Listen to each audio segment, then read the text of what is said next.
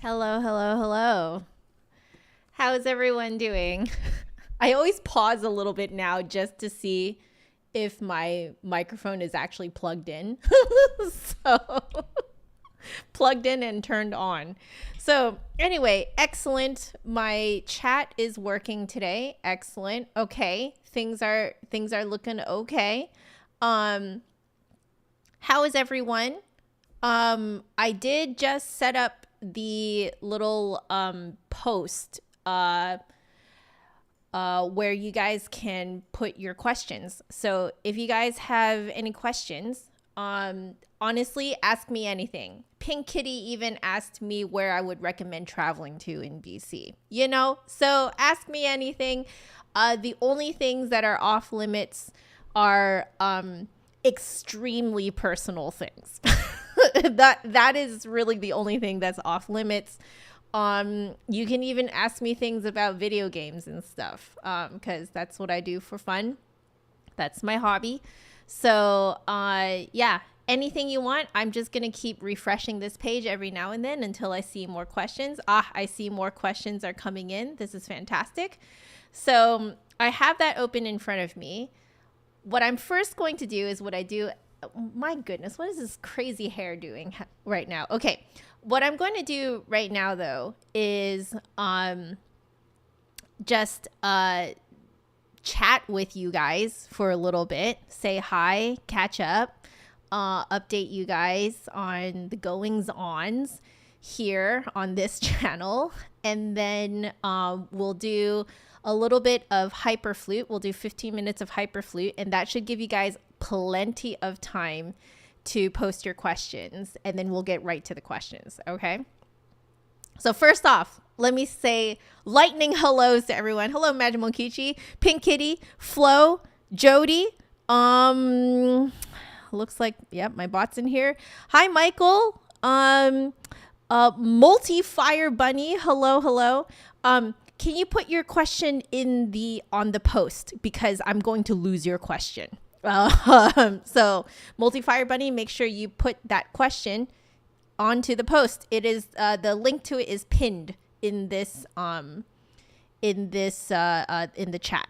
So go and click on that link and put your question there. Hello, Nancy. It's nice to see you. Hey, Bailey. Hello. Hey, Anne. Hello. Okay. Oh, thank you. I do enjoy this outfit. It is a dress. And it is very comfortable. It's extremely comfortable, and it looks good on camera. I've been trying to get clothes that, feel very comfortable, but also look really good on camera. So, Delaire, hello. I hope I'm saying your username correctly. How are you doing? Welcome. Okay. So, any interesting things? Looks like, Justin the Flute Guy here has a prof appreciation. I love it. I don't have it set up on this thing here to do that. But I might do it later if I have some time. Let's see. Okay, looks like everyone's just like saying hello to each other. Pink Kitty, you have COVID? No. I am so sorry. No. I'm so sorry. Are you you're well enough to type in here, but are you okay? Yeah, I hope none of us here are getting sick. Oh man, I said it perfectly. Oh, fantastic. Yes, this scarf is very comfy. It is quite cold. I do have my heater running. You guys probably can't hear it because I've lowered the gain on this microphone, so that's why I have to talk right up to it. But yeah, you guys probably can't hear it right now, but yeah, the heater is going. It is cold up in here. Okay, so I did want to give you guys a few updates on what is happening with this channel for the next month and into the next year. So in this next month, I'm not going to be here very much at all. In fact, I'm also not really going to be on Twitch either. I am taking most of December off. So I am teaching for the rest of this week, and then we'll be streaming on Twitch for the rest of this week as well. But after December 2nd, because December 2nd is Friday. So after Friday, I'm taking some time off. Now, the reason for the time off, and such a long time off, I'm taking about a month off, is because I just need some time. I need some time to rest and recuperate. It's been really rough over the last year and almost a half for John and me. So due to his topical steroid withdrawal. And so that has not been great, but we've gotten to a point now where we notice that he is doing much better. He's not 100% there. I think just the fact that I made that TSW video almost a year ago now makes people think that we're done, but we're not. We're actually still going through it, and we probably still have we're guesstimating about another year until he gets to something that resembles a full recovery. But we don't even know if even then he may or may not have some random flare-ups in the future. But hopefully those will be easy to go through. So anyway, a year and a half of very tired and not taking much time off. Just a week here, sometimes 2 weeks there. And each time, I took time off, it hasn't actually been the most restful because of, John's situation. In the past year or so, whenever I took some time off, it still very much was, we were still on survival mode. Like, the nights were still really long, and his situation was pretty terrible, so yeah, we've gotten to a point where he's well enough. We kind of trialed it a little bit over this last Thanksgiving week, so you guys may have noticed how quiet I've been. It's because honestly, we're just enjoying him being able to be present. So we cooked a lot. We cooked multiple feasts, and only for the two of us. And so, with him doing so well right now, he still has, like, the itchiness is still there. The spasms are still there. There's a lot of stuff that's actually still there, but it's much more manageable now. So now, like, I had already kind of guesstimated back in September that this would happen, that this Christmas is probably going to be a really good Christmas. And so I decided that I'm going to enjoy it to the fullest. I'm going to enjoy his presence to the fullest, his like mental presence to the fullest, and just like let myself go for a month. So I'm letting myself go for a month. And I just wanted to be very frank with you guys as to why I decided to do that. Yeah, there you go. That's it. However, I know that every now and then I'm going to have the itch to practice, or I will have the itch to pop on and hang out with you guys a little bit, like completely unplanned. Okay. Not like these Hyperflute streams, completely unplanned. I might just pop up out of nowhere, not planned, not scheduled. And maybe I might be playing Genshin Impact, and then I can just hang out with you guys, maybe we might do some Genshin bosses, like weekly bosses with John. John said that he would be down to live stream with me. So it's just going to kind of be Pop-Up Vacation Joanna when you least expect it. There will be some times when many days in a row that I will not be present at all online because maybe we're traveling, maybe we're seeing people, maybe people are seeing us, maybe we're cooking, maybe we're sleeping.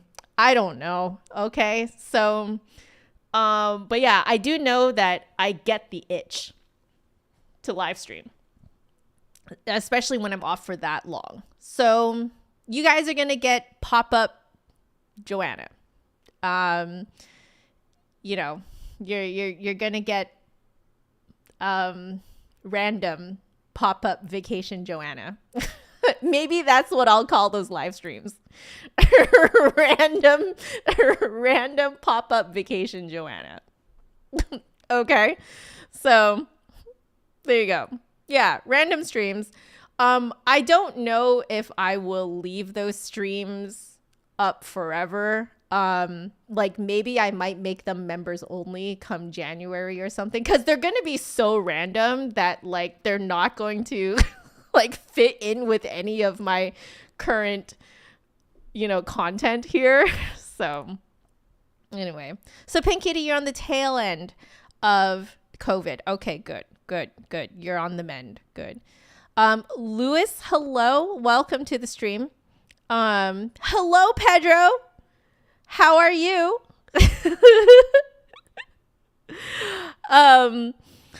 Let's see. Yeah, maybe I'm just living life, so I'm not going to be home all the time, so, it's whatever. Yeah, Pink Kitty, you're right. You could call what we did this past week meal prep with the leftover food. But just to give you an idea of the scale of how much we cooked, we roasted 4 whole mackerels.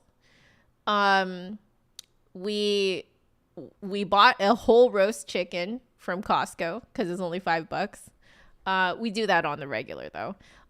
We also baked not only one 9x13 casserole dish of lasagna, but also an additional, I believe it's an 8x8 casserole dish of more lasagna. Because we have discovered that we can have imported dairy, so imported cheese, and that does not wreak as much havoc on our systems as unfortunately American dairy does. I know, isn't that weird? That's pretty weird. But yeah, so we did that, and we kept everything for ourselves. We froze half of it is still in the freezer. What else did we cook? We cooked Brussels sprouts, roasted zucchini. We did like slow cooked pork. We did, what else did we do? I mean, we also randomly bought trout and froze all the trout. Like we prepped it, like portioned it out, descaled it, portioned it out, and froze it. Yeah. But basically, we have been feasting like kings and queens. We have absolutely put on weight, but we will take care of that later. Yes. So we're doing better, Pedro. Thank you. We are doing better. As you can tell, I'm feeling pretty upbeat right now. But yeah.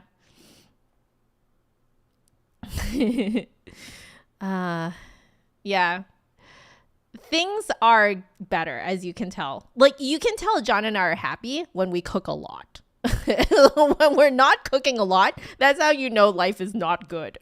So, yeah, we just cooked and feasted like kings and queens and didn't have anyone over. I know. We were those people. Just kept it all to ourselves. Yeah.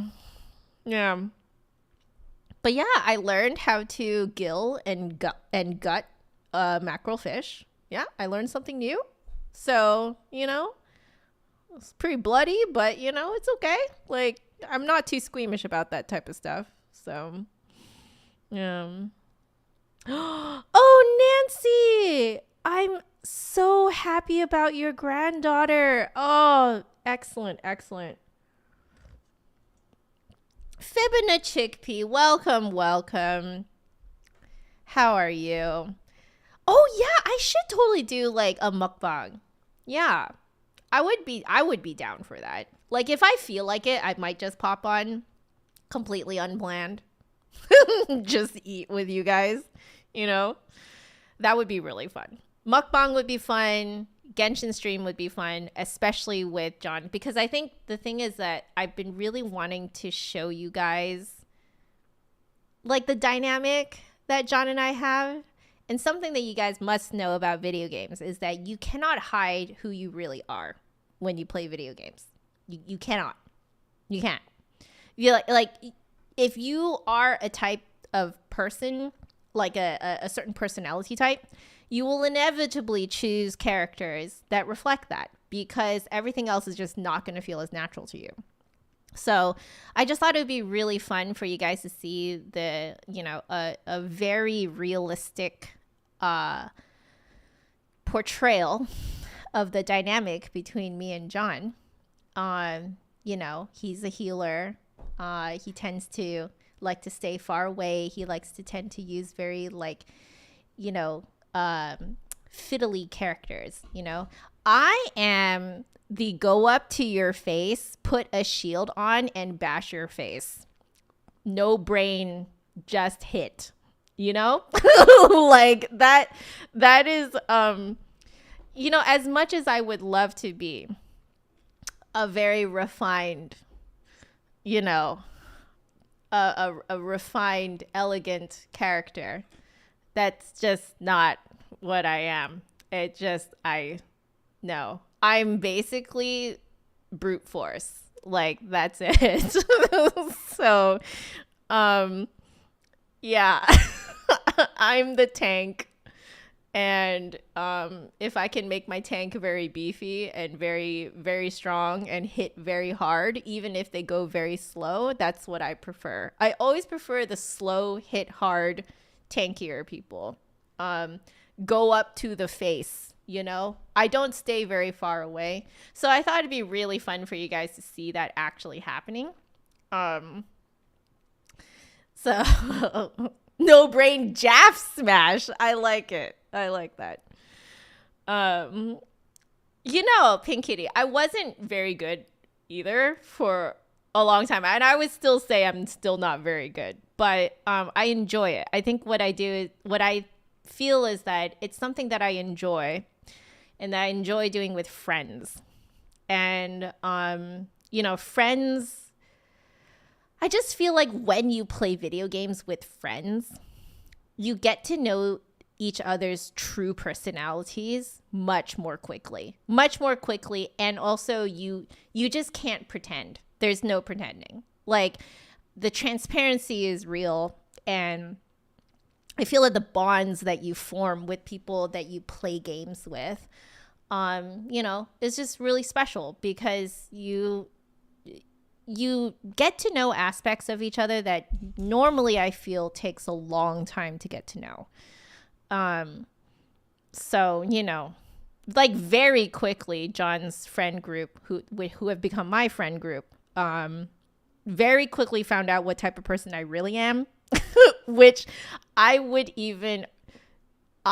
argue that some of my own circle of friends prior to meeting John probably had no idea I was this type of person either. Like video games just kind of reveal that part of you very quickly. There's no hiding. And I love that, you know? So, Fibina Chickpea, you prefer the hit and run. Yeah, I can't do that, man. If I hit and run, I either run in the wrong direction or I run too far away or I stay too close. Like I never can like figure out where is like that perfect medium area that you're supposed to stay away from the enemy, you know? Yeah. You did the tank method with Pokemon games? How many of you are playing the new Pokemon? I will be completely honest with you and say that seeing the graphics, I am not impressed. So we haven't bought it. But yeah. Yes, it's very true, Madam Monkiji. Yeah. Like if you hear someone playing an instrument or singing, like there are aspects to people's personalities that just cannot be hidden. I think that's why I had such a close relationship with my my wind quintet, my student wind quintet back in my university days. We had a very close relationship. And I think it's exactly the same thing where like when you play together, you know how the other people are just from how they play, you know. You learn to read each other. You learn to read each other's like, you know, nonverbal cues, and you know, you can just from, you know, just a tiny scrunch of an eyebrow or something, you already know what the other person's thinking, you know, like it's that kind of bond. It's the same bond. I think maybe that's why I really like that bond in video games, is because it is it's a way of forming that kind of bond that is outside of music for me. So, yeah. Dr. Quizler, welcome. Yes, it is true. Gaming is indeed like a backdoor into people's psyches.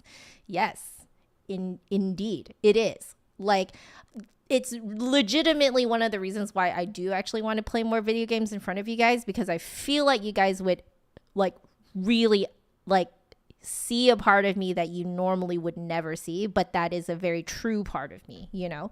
And I would really like to share that with you guys. So, you know, anyway, we've talked a long time about that. Now, there's another thing I wanted to tell you guys, okay?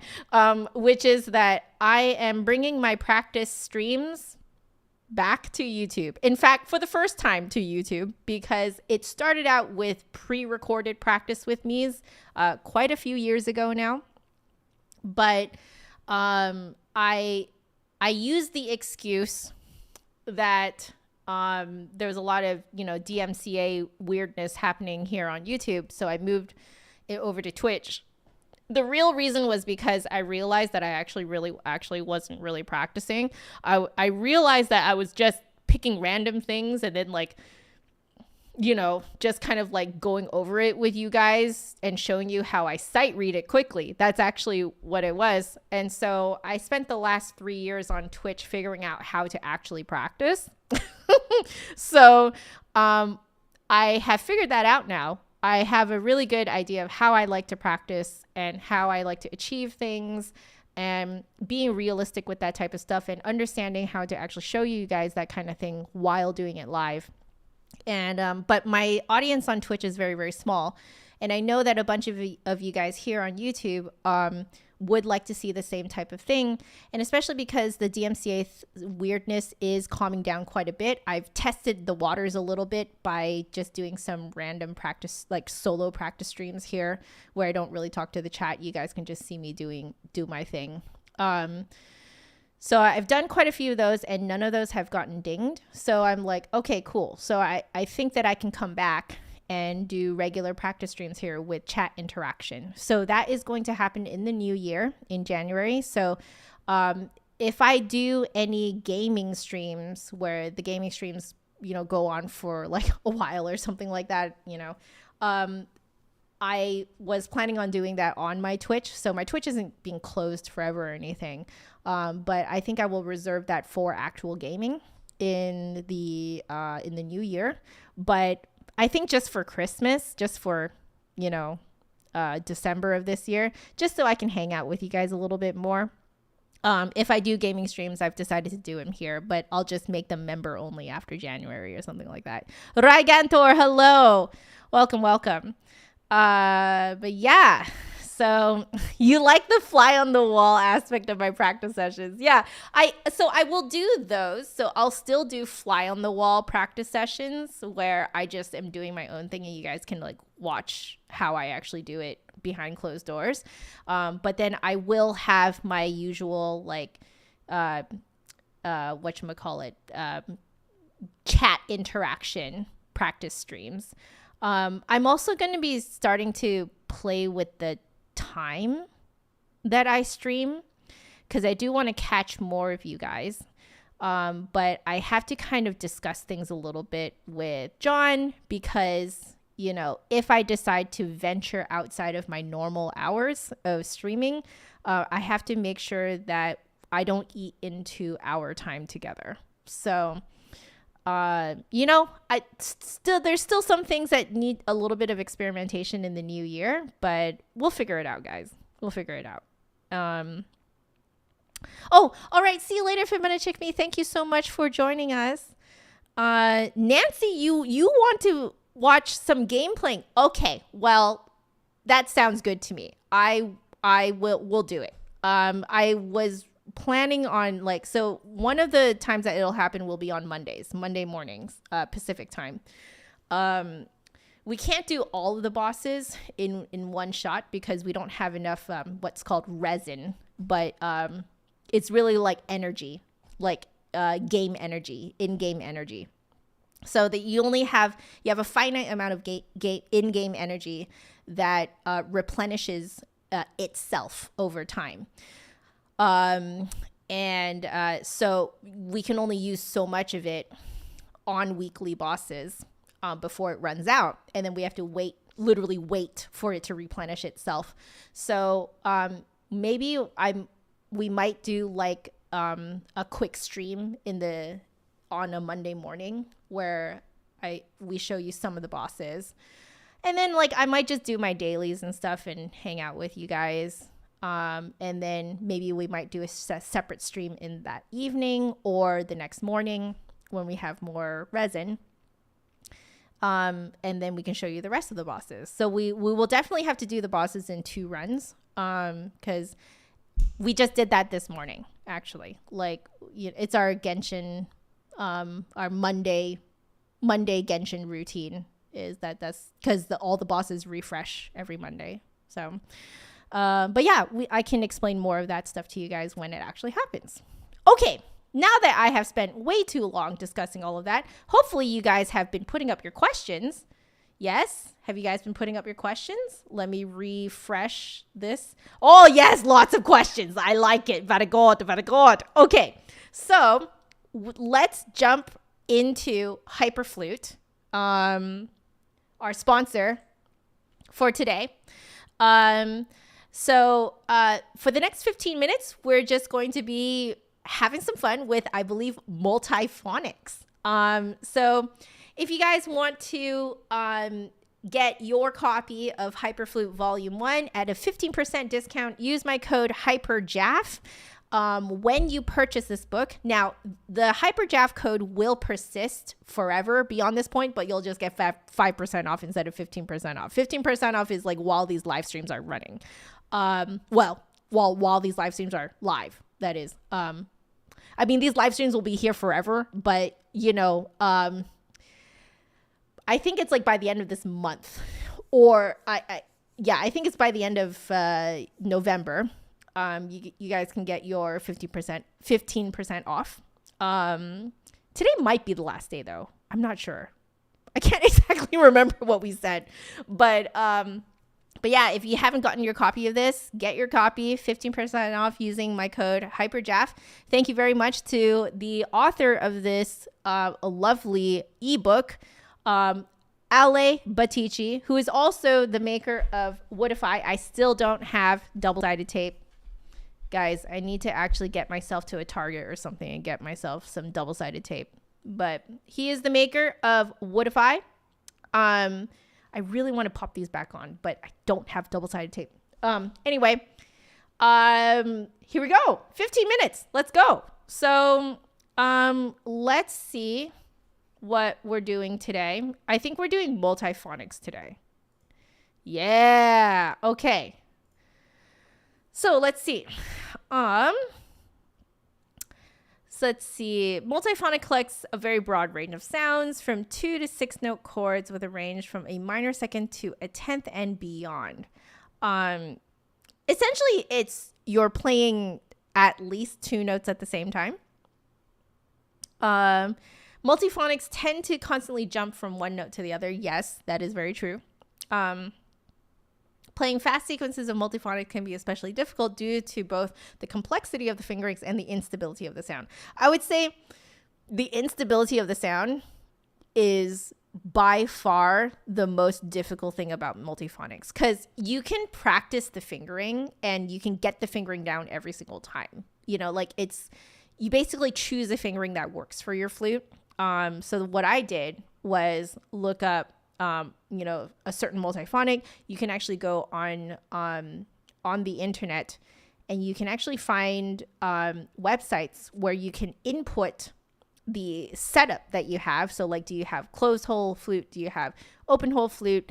Do you have split E?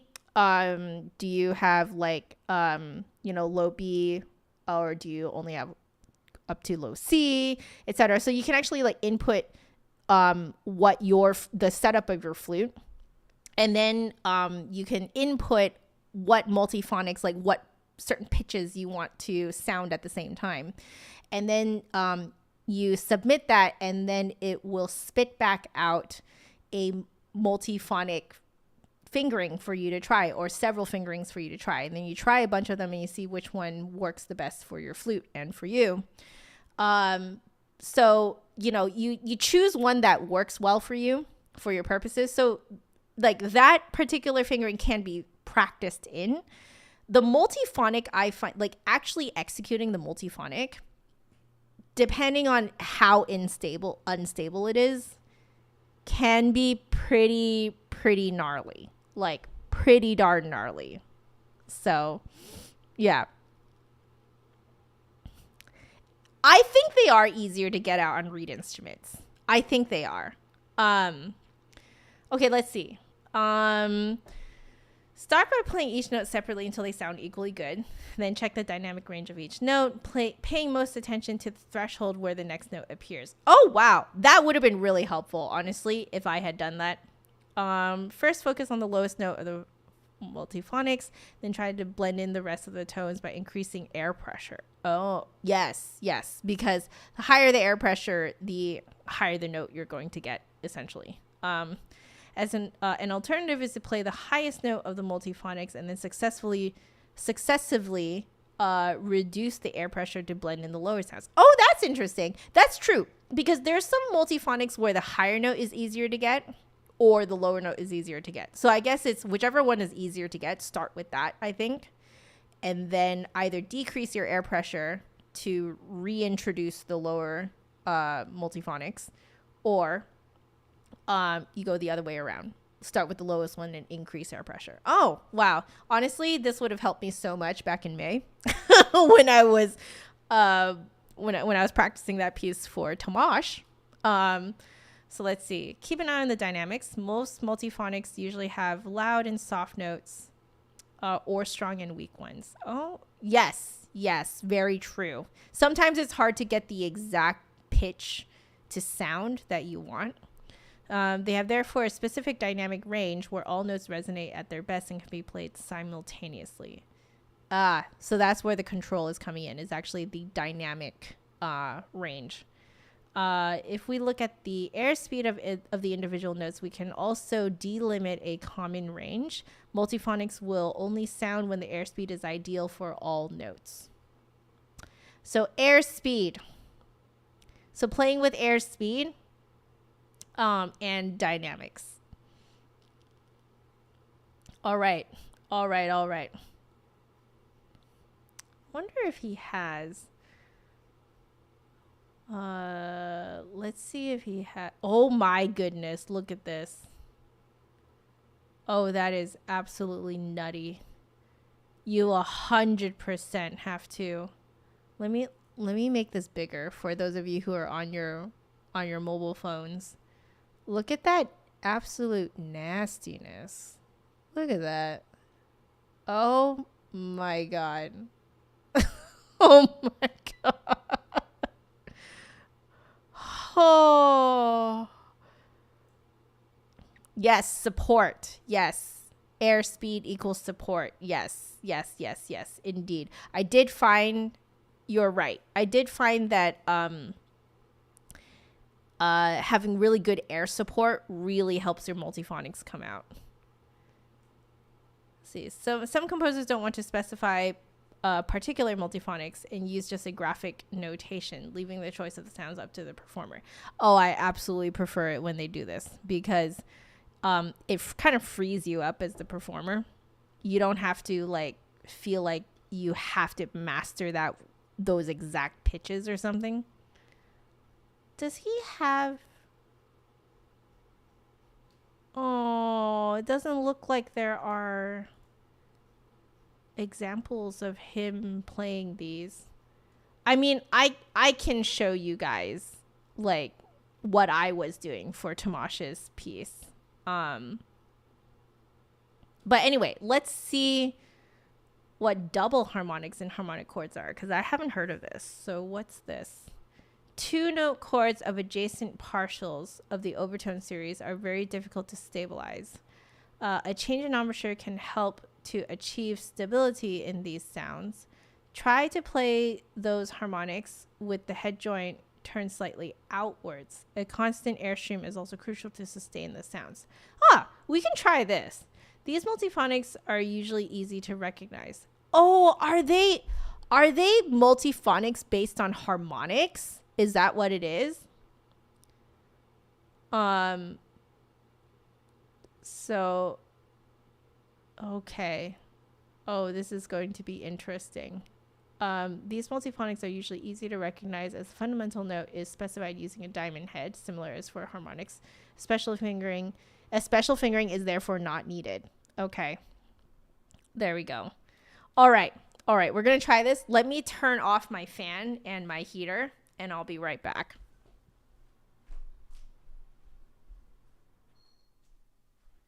All right, turning off the heater.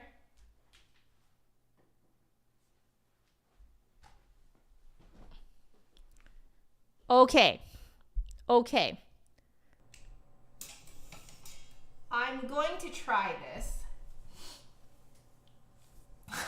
Jennifer, if you wanted to read music like that, you'd have become a pianist. I know, right?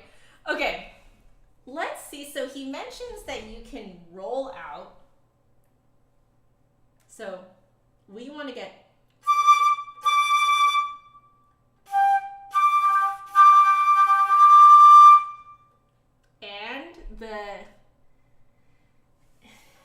and the G.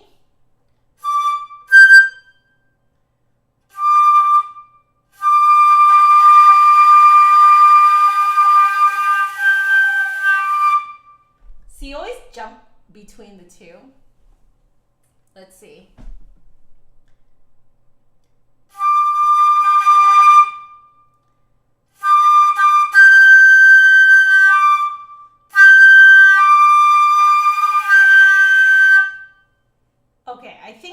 To do is what he said, which is to go the other way, because I find it's really hard to increase it to get to the G. So we're gonna get the high G out and then try and decrease it slightly to see if we can get the D to come out. I don't promise that this is gonna happen, but we can try.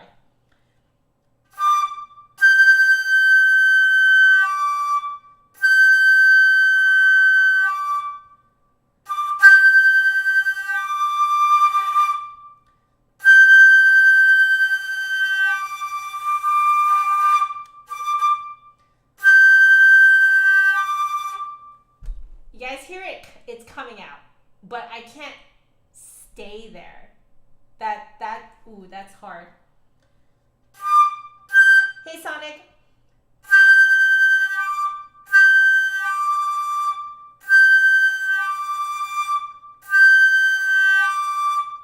Oh, for a second there.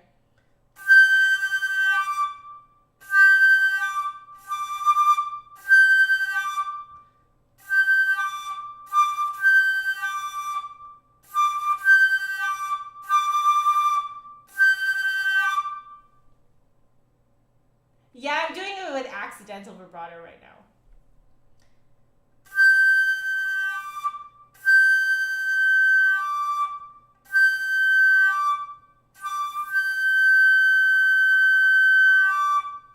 Almost. Hi, Michelle. Yeah, was that it?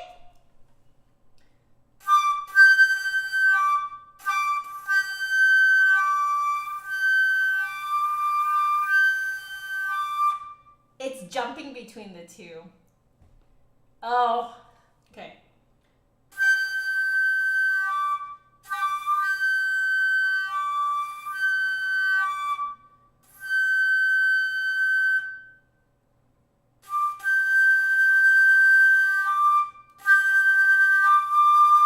Okay, it is easier actually if you roll out. Yeah.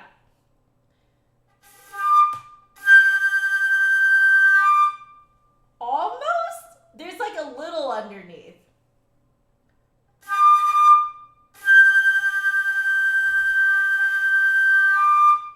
Does that count? Does that count? I feel like it doesn't quite count.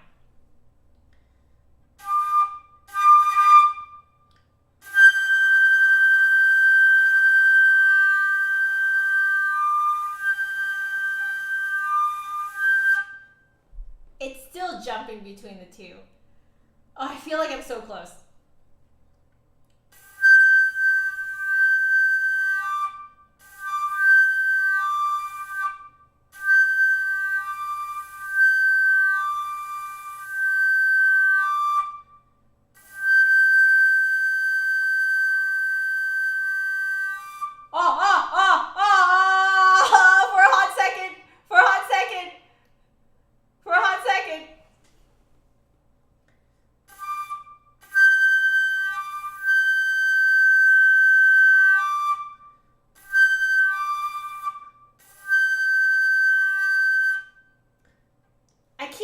Roll in. I think that's the problem. One of the problems.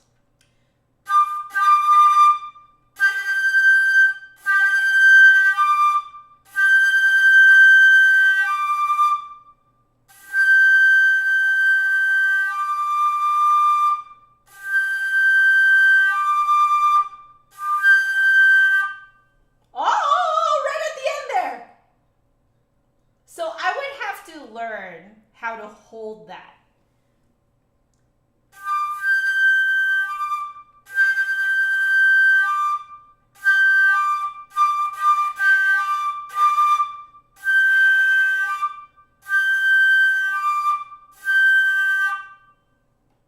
Okay, I can do it if my airstream is decreasing. Whew! Okay. Before I get completely carried away, I do want to show you guys what I had to do for Tomáš's piece.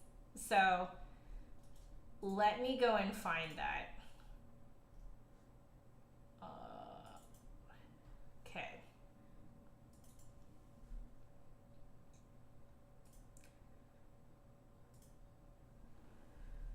All right. I'm opening it up right now. So this was a fun one because I believe I had to do a tritone multiphonic. So this one, you know what? I need to resubmit this into that, into the whatchamacallit. You know that fingering chart that I was telling you guys about? Okay.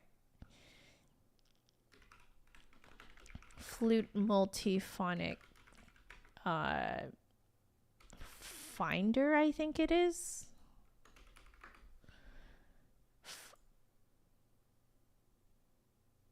I think I went to flute.flutefingerings.info. Yeah, this is it. Okay, so if you guys want to follow along, it's flute.fingerings.info.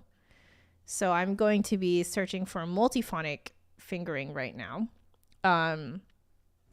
Actually, let's see if I could just throw this on the screen for you guys. Give me a second here. I guess it's window capture. Actually, we could just do this. Okay, I think that'll work. All right, yeah. That's what I'm looking at right now. So if you guys want to go here, let me, I guess I'll put it up on the screen here. Let's do some text.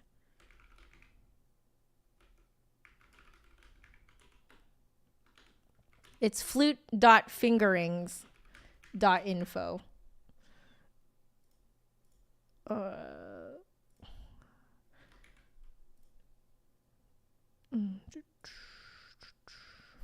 And we'll do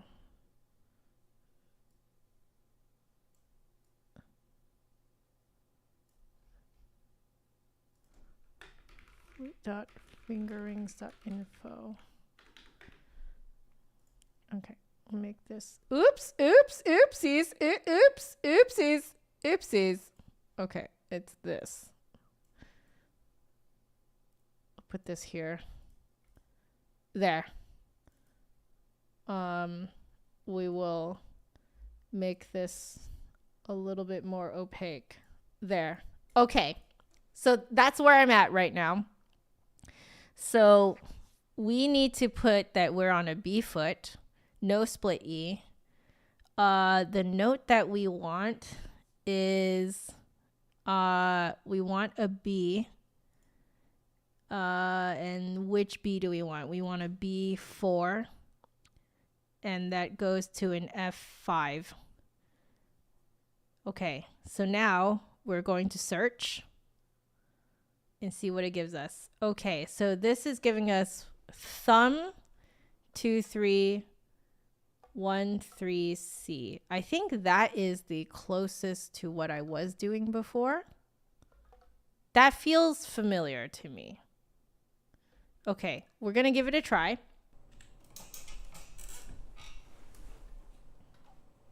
So thumb, I'm doing the top one.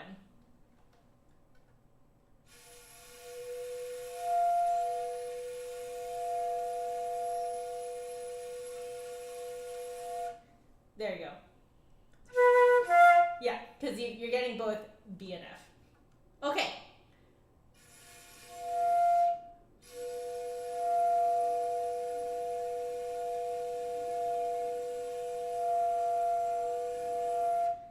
Yo, it works better on this flute than my other one. That's a true multiphonic. That, and also I am using Ale's suggestion, which is to either go from the bottom one or go from the top one, and either decrease to get the lower notes to come out, or decrease airspeed to get the lower notes to come out, or increase airspeed. I think this one I'm also going higher and decreasing airspeed.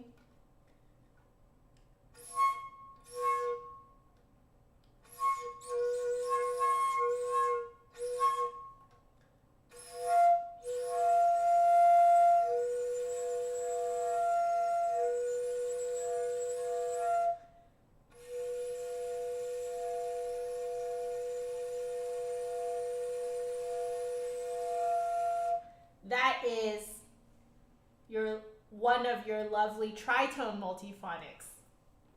I had to do this for, but you see how like you can just find the fingering, okay?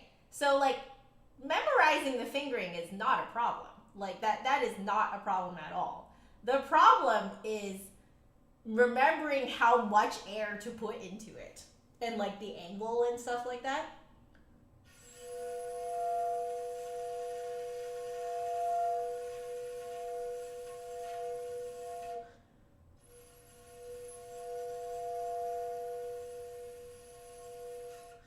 Anyway, there you go.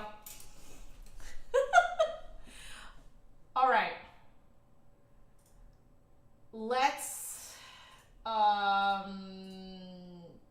go back to this screen because I am overdue to answer you guys' questions. I hope that I bought you guys enough time to ask your questions and upvote questions that you like.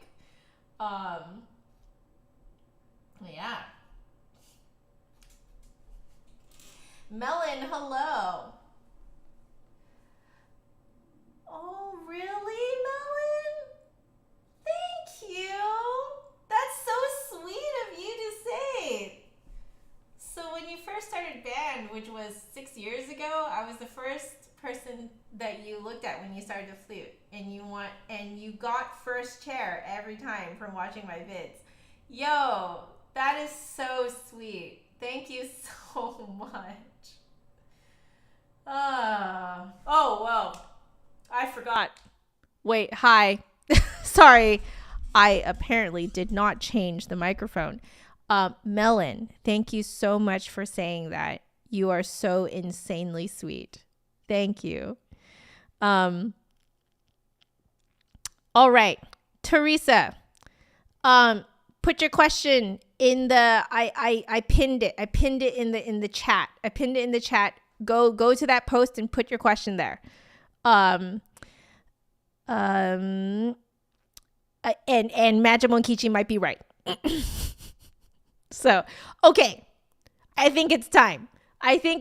For me to, let me pop out the chat so that I can see you guys responding to my answers immediately. Okay. We'll do this. Okay, perfect. So, let's see. What do I do? There's quite a few questions, but I feel like I can bang them all out. Let's sort by newest first, and we'll go to the bottom and go our way up. Okay, so we'll start with Majamonkichi, because it looks like you guys haven't really been upvoting. You guys have just been posting questions. Okay. Majamonkichi asks, of all the instruments in the world, why did I choose the flute? That's a great question. I'll be completely honest with you. I don't know why. I really don't know why. I just saw someone play it on TV when I was 4, and I was just absolutely entranced. I think I like the sound of it. To me, the sound of the flute has this kind of like really amorphous character to it. Like it doesn't have that super grounded sound that really almost every other instrument has. So, and I think I like it. I like that very non-grounded sound. Because there's nothing for you to like lean on, like a reed sound, a brass sound, piano, strings, pretty much every other instrument, maybe except for like, recorder, which are also basically in the flute family. Basically non-flute instruments have a very grounded sound. And while I love that grounded sound, I think I love the amorphous sound even more, personally. Like that kind of hollowy, like, I don't know. It's just like the sound of the flute is very unlike, many other instruments. I love that it can portray water, wind, rain, sparkles, all the amorphous things, things that don't hold its own shape, that's what the flute is really good at, like encompassing, I guess, like, and it can also imitate voice, because voice itself is also pretty amorphous as well, right? Birds, yes, the chirps, Yep, the air, sound, and lightness, exactly. Like that, I like that, the fact that it is not a very grounded sound. I don't know what that says about me, but like that's why I like the flute. Yeah. Okay. Pink Kitty. Any places in BC I would recommend traveling to? Now, they do say that one is never a tourist in their own hometown, or they're in their own town. I would call BC sort of like one of the places that I grew up in. So I didn't actually go around visiting a lot of places. But like even I have not actually been to Whistler. If you're in BC, you better freaking go to Whistler. In the summer, go into the interior BC to like all the the wine country. It's gorgeous. I went there with my wind quintet, actually, because we were hired to do a series of concerts at a bunch of seniors' homes. And my God, is it beautiful out there in the summer. So Interior BC, the wine country, Whistler for sure. Do the grouse grind if you have the chance.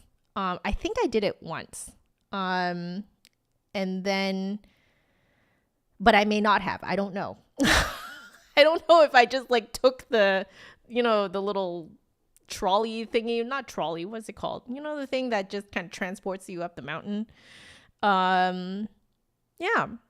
I mean, my own personal favorite spots are not exactly tourist spots. They're spots that I made memories with people, So, like in terms of places to eat, definitely eat Chinese food. Okay. Chinese food, especially in Richmond. Okay. Japanese food is amazing and very fresh there as well. So we usually, John and I will save our like sushi budget for, whenever we go up to Vancouver. The coffee there is amazing as well. Vancouver is very good at their coffee. So like JJ Bean is local, I think. And what's the other place called? It's a really fancy name, but I forget the name. But yeah, just in general, Vancouver does coffee very well. Vancouver also does bubble tea very well. So grab yourself some bubble tea as well while you're there. So yeah, basically I only really know about the food, but there you go. That is my answer.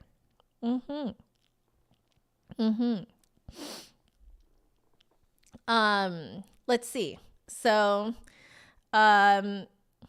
check out Fernie, BC. Interesting. Oh wait, I haven't heard of Fernie, BC. So great for fishing, horseback riding, skiing. Ah, yes. Skiing is the thing to do. I say that as a person who has never skied in their entire life. But skiing is the thing to do in Vancouver. Yeah. Okay. Let's keep going. Michael is asking, if I had a bass flute, what pieces would I play? So there is a piece that one of my students brought to me, and it really made me want to have a bass flute. I cannot for the life of me remember what it is. So give me a second, guys, to look it up. So this is,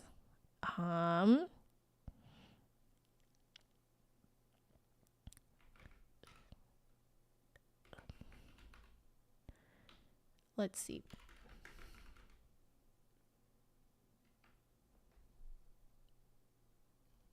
Ah, yes. Okay. I'm getting there. I cannot remember the name of this piece. What is the name of this piece?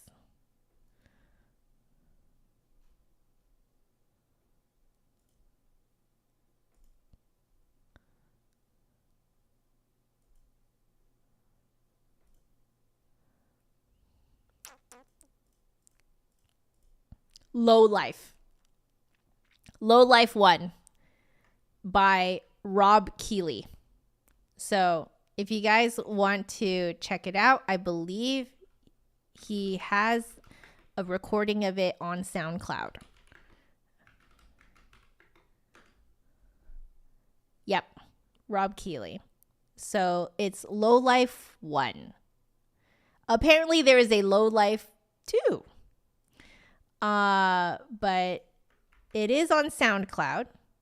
So and it looks like it was posted by the composer himself. So I know this is going to be completely random to you guys, but I'm just going to pop the link into the chat for you guys. But that is the piece that I would want to play, because my gosh, is it absolutely groovy. It's very groovy and kind of weird, and I love it. So, All right. Bailey is asking, what do I think of Denis Bouriakov's arrangement of Tchaikovsky violin concerto? I have not actually heard it. So if you guys will excuse me, I am going to listen to a bit of it, but I will not pump the sound over out to you guys because I don't want to be DMCA'd. So let's Denis Bouriakov, Tchaikovsky. There you go. Auto completed. Let me listen to a bit of it. So I do apologize for the silence while I listen to a bit of it. I'll listen to like little bits here and there. How about that? Let's do that. Let's see. So this was from like 3 years ago. Hello. Okay.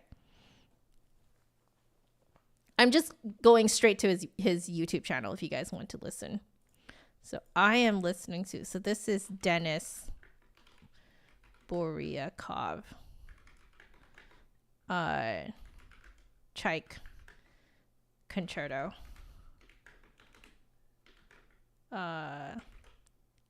There, if you guys want to listen along too.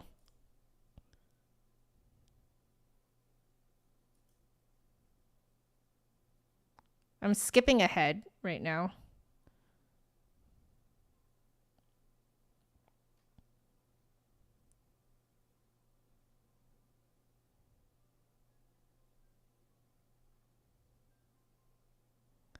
It's quite the long introduction. Oh. Ooh.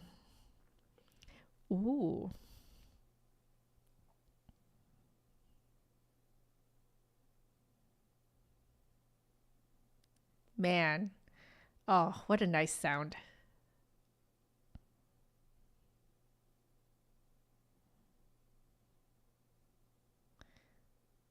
That's really interesting. It takes on a very different characteristic. Do you not agree?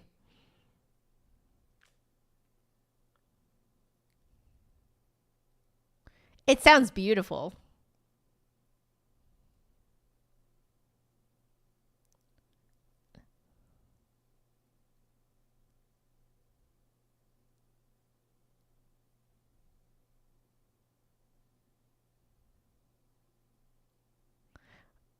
Wow, it sounds so different on the flute.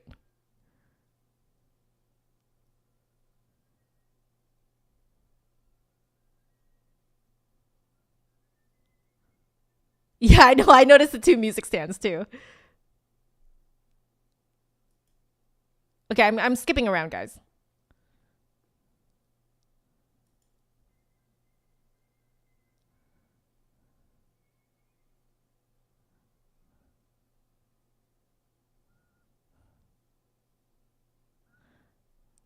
He plays so fast.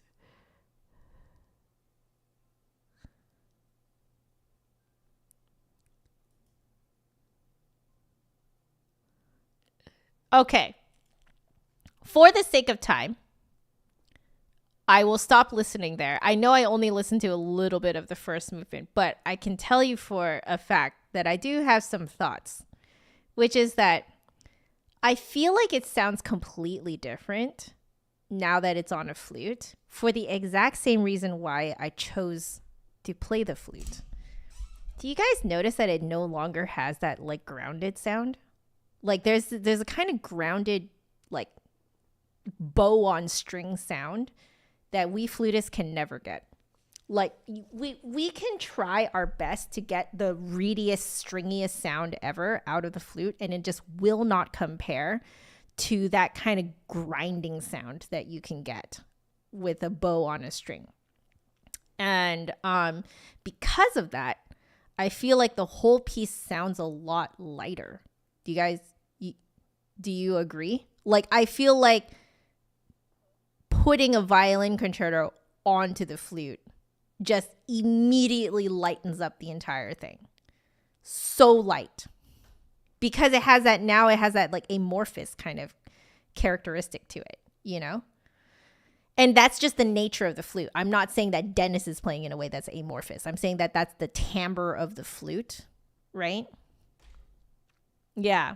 Like, you can get a grounded sound. Yes. And he absolutely does get a grounded sound. Yeah. But it doesn't have the grind. It's the bow on string grind. You can't get that sound. There's that specific timbre that just will not come out of a flute. Like, at all. And it's in F major instead of D major. Yes. Because D major tends to have more of that triumphant sound.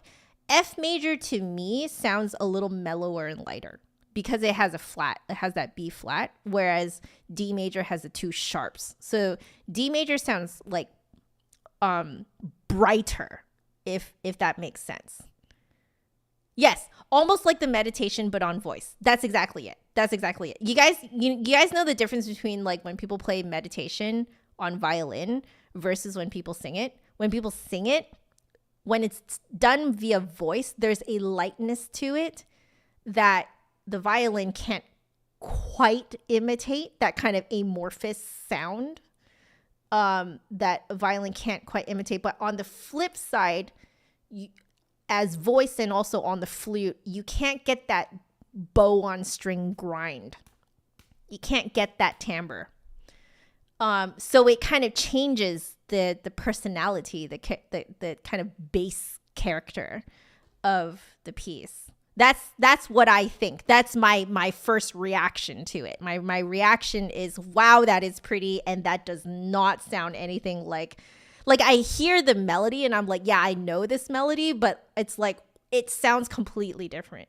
Yeah, like a hovering sound. That's exactly it. Like on the flute and on voice, you can get this kind of hovering sound.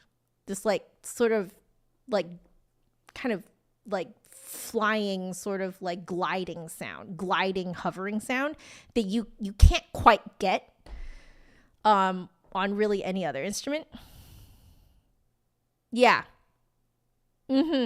Yeah, exactly. Like the flute and the voice hovers over. Like we can't ever get that grinding sound, that like, you leaning on something kind of sound, which is not a bad thing. I'm saying that's not a bad thing.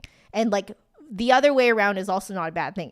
I'm just saying that is the kind of characteristic of the timbres, Anyway, we better move on. Would I play the Ibert Concerto on the Piccolo? Maybe. That would be funny. I don't want to attempt it right now. But that would be funny. But okay, so next question. What ways can someone progress as a performer after they finish their degree? Oh, wow. That's a loaded question. Bailey, that is a very loaded question. And it's a good question because that's what I struggled with for a really long time. Now, in my case, I had to deal with practice anxiety. So I had to kind of figure that part out first before, I guess like figuring out what I wanted to do with like progressing myself. So in my case, I decided that I wanted to fix myself. So that was my way of progressing. There were things about me that I wanted to fix. So like I wanted to fix my practice anxiety. So, I went and fixed that. But, in terms of like, how I was playing, I knew that there was something wrong with my posture. So while live streaming, I've been figuring out my posture and getting you guys to give me your feedback as well. Wanted to figure out my breathing, wanted to figure out my endurance, wanted to figure out like how can I actually play faster, memorization, like a bunch of things that I had just sort of shoved under the rug for like the entire time that I was in school, basically. So I felt that after getting out of school, what better time than now to figure out all of those things that I have stuffed under the rug. Like all those things that you're just like, I can just sort of manage, and so I'm just not going to deal with this right now. Those are the things that you can deal with after school. Now, there's the obvious things, which is you can join a local community, band or orchestra, flute choir.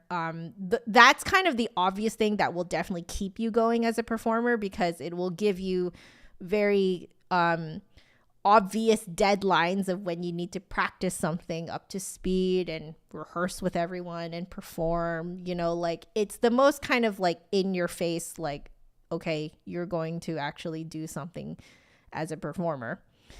But I think I would say that probably one of the best things that came out of live streaming for me was getting other people's constructive criticism and feedback that is not me, right? And also, because I am live streaming, I am basically recording myself. And because I record myself, I can see myself and hear myself outside of my own head. And that really does make a huge difference in spotting weird things that you do, things that you want to correct, etc. But really getting other people's opinions about how you play, wow, fantastic. Because there are a lot of blind spots that we have as humans that literally only other people besides yourself can fix, can catch, So if you can get outside feedback, outside of your own head feedback, that is very helpful to help you progress. Recording yourself, very useful.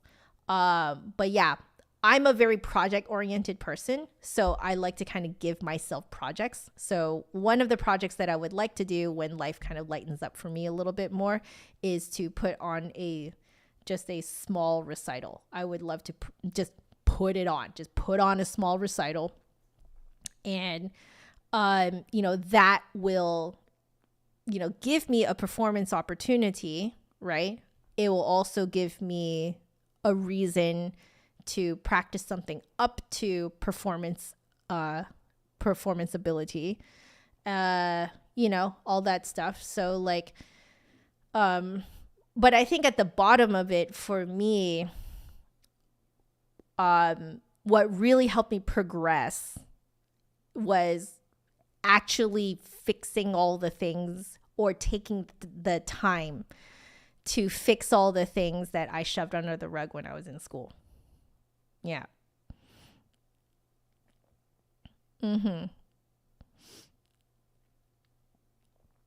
Yeah. So, okay. You like the recording part? Record yourself. 100% record yourself, Bailey.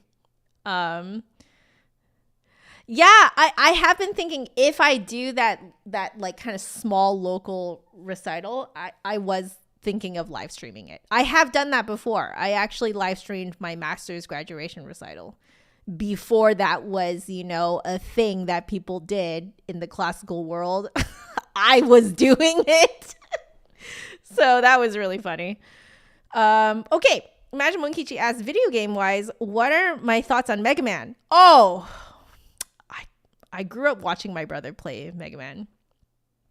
I need a,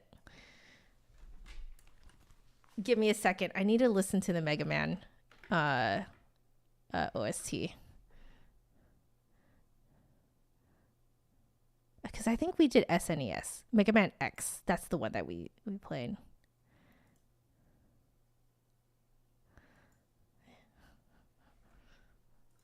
Oh, this is taking me back to my childhood. If you guys want to listen to what I'm listening to, Mega Man X OST. Oh, so good.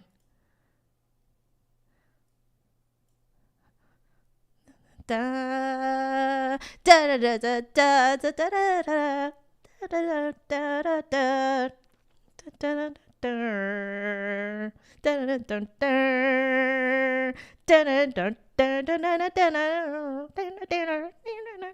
Oh, it's so good.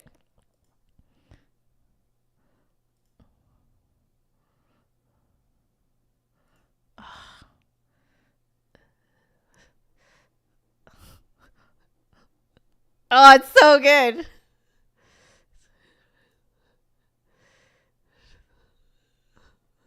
Oh, this is taking me right back to my childhood, man.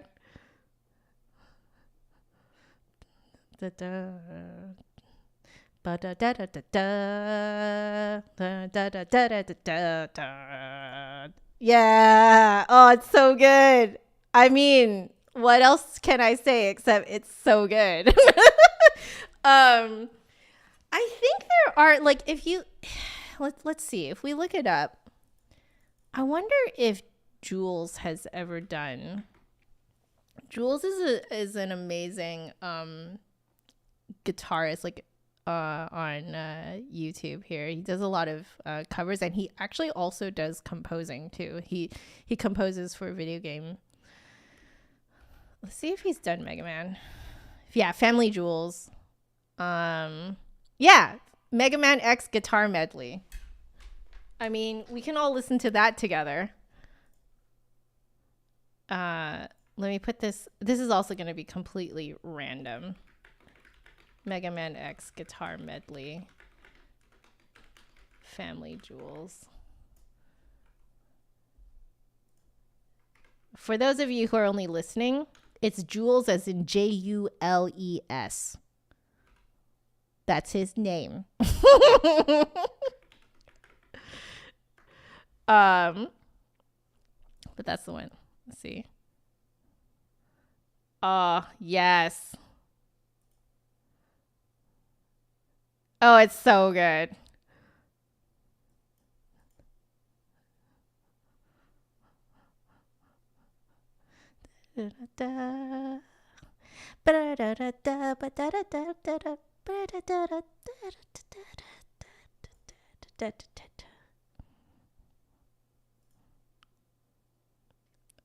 Oh, the password screen.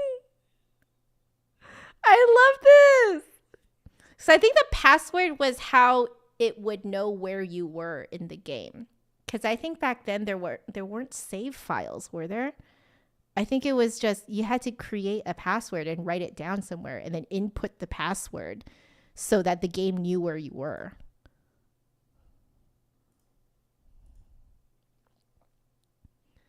Oh, it's so good. This is so good. So anyway, for the sake of time, let's head back to the questions.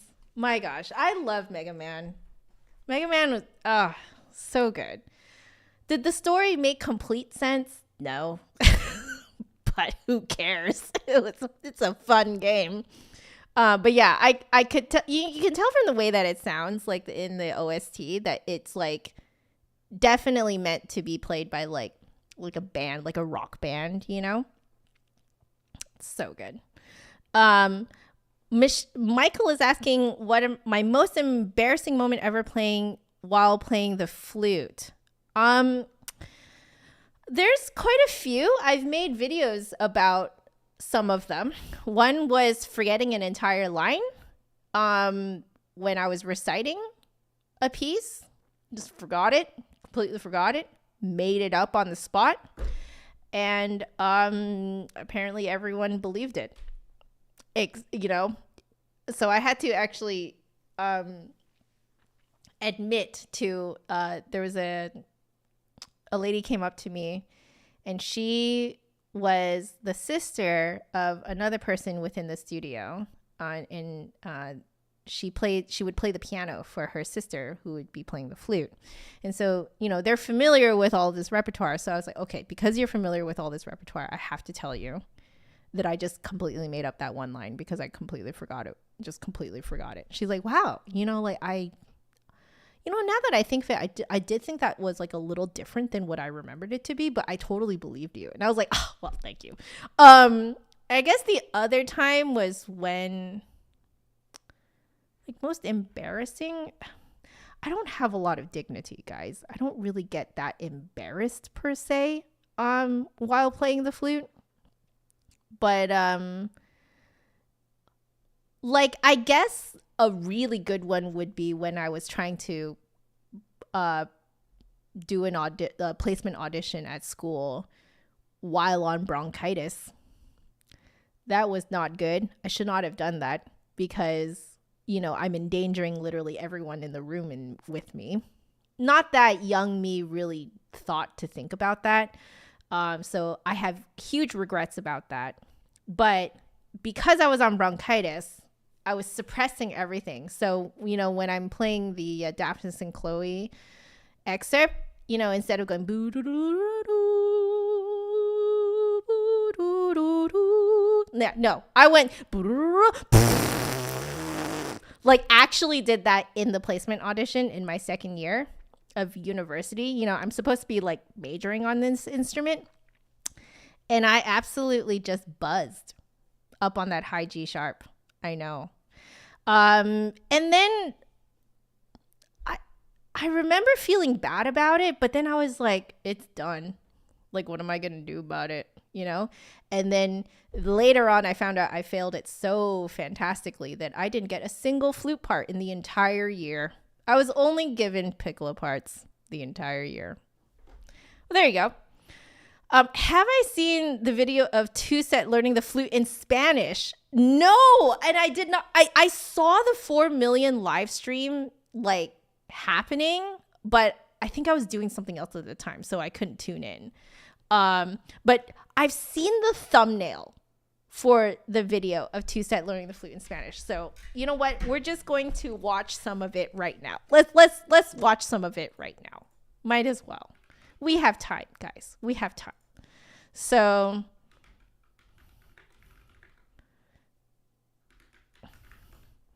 let's see. We learned the flute. Yes, I've seen this, but I haven't actually like watched it. That's great. It's 12 minutes long, so I'm just going to skip around.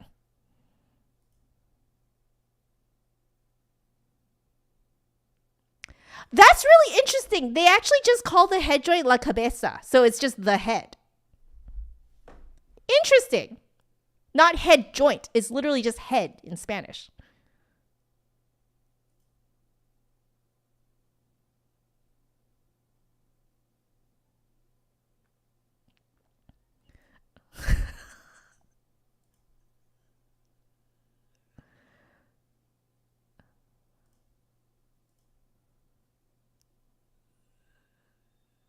That's so cute.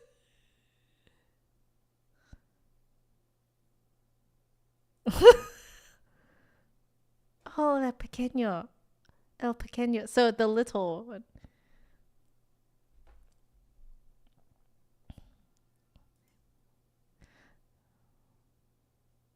Okay, so in Spanish, is it fixed do? Is that what it is? Because he called G sol, right? Oh, right. If you guys want to watch with me. So this is TwoSet learning the flute in Spanish. This is kind of cheating for me because I've grown up with a little bit of Spanish. I grew up in California. And I took Spanish in high school. So this is a little bit of cheating for me. I can actually like understand most of what he's saying.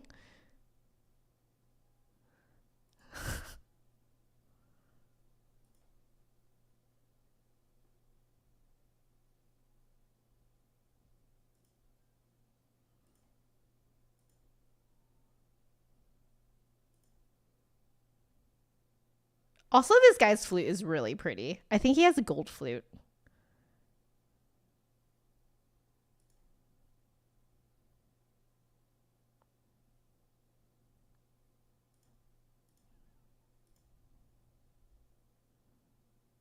Smile with your eyes, not your mouth. I love it.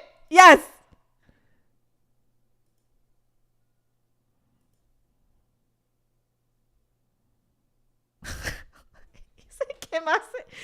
He said, what else is there? Like, what more is there? And they're just like, oh, yeah, we mastered it.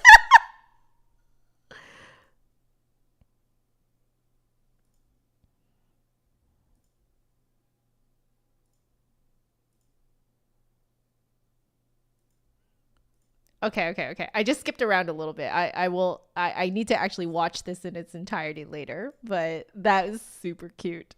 Oh, I learned some things. Interesting. You literally just call the head joint the head. Huh. That's really interesting. Oh, Eddie actually played the flute in the orchestra game show video? Okay. No wonder. I was like, wow, he like knows what he's doing. You know, like he can get a nice big sound out. Yeah. I agree. Brett was also very good for the first time too. Oh yeah, for sure. Yes.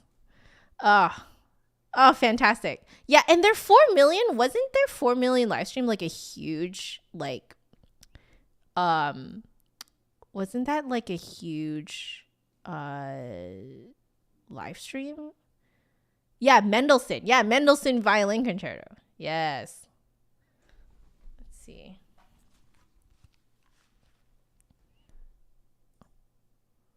Oh, what a beautiful hall.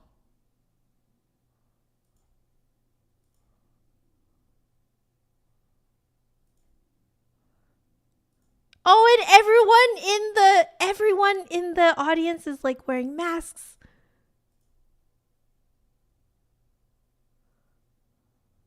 Oh. They're doing a world tour. Oh, exciting. Exciting. All right. So Anne is asking, any tips in general for self-learning flute? Get my friend Tatiana's book, the Flute Practice Scale Book. Get it. I don't even get a commission or anything for saying that, but it is fantastic and you need it, especially if you are self-learning. And use the guides at the end of the book. Use those guides to guide you through which scales and arpeggios and stuff to practice. Let me drop it in here. It's the scale book. She also has a I believe she also has a hard copy version of it. But, you know, guys, we're on the internet right now, so I'm just going to link for you guys the digital copy. There you go. Okay. If you're self-learning, you have to get this book. Have to. And you don't really have that much of an excuse. It's only $25 US. Okay. It's very cheap. This book is almost 300 pages long because she writes everything out for you. Everything. Completely takes out the mental labor of what to practice. Okay? Get it. Get it. Okay? Get her scale book. Get Tatiana's scale book. That like in terms of like big tip for self-learning, it's that. Probably my second one would be record yourself, video record and audio record yourself playing. There are things that you will be able to hear and see that you cannot see or feel when you are playing by yourself. Make sure that your recording device is at least 5 feet away from you so that you can see more of your actual posture, and also so that you don't end up maxing out the microphone. A lot of people end up recording themselves like on their stand. That's way too close. You max out the audio completely. It's going to sound horrible, even if you do actually sound good in real life. So make sure that your recording device is at least 5 feet away from you, because really the charm of the flute in terms of the sound of the flute is really in how it sounds in a room. So you're not actually just playing the flute, you're also playing the room too. So if your recording device is about 5 feet away from you, you'll get more of that room sound and essentially how you actually sound in that room. But yeah, those would be my biggest tips. Get her book, video and audio record yourself. Like, you will catch so many more things than you normally would. There's obviously the obvious stuff, which is like, do your research online as much as possible, and like, see if you can pay for one lesson a month with someone. You could even just do it online with someone. I do that for a bunch of my students, and then that way that professional can catch your blind spots and stuff like that. So, user IQ, many numbers and letters. Hello. So User says, I have a problem with my breath support. After a while, I start to really push all my air out instead of just let my air flow. I don't have enough air. It doesn't matter how deep I breathe. Do you have any advice? Okay. This is what I've been working on for this whole year. So we did talk about this in the last live stream. So if you want more in terms of like, you know, breathing stuff, check out the last live stream. I have it time stamped so that you can see where I start talking about breathing. But let's give you the lowdown, which is the first thing is to make sure that you are actually using the correct muscles to do low breathing. I have gone most of my life, with the exception of this year, not using the correct muscles. So when people were saying like, oh, belly breathe, I thought they were meaning like around my belly button, like, you know, like that. No, you're not actually pushing out those muscles. You're actually pushing out your, the muscles right in front of your pelvis. So like my pelvis is right here. It's these muscles that are coming out. Yeah, you guys can see that. Okay, so I'm kind of like exaggerating it so you guys can really see.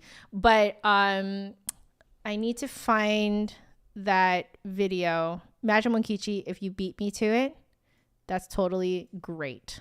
But I need to see if I can find that. I always need to go to my students' notes to find it. Otherwise, I can't find it. There it is.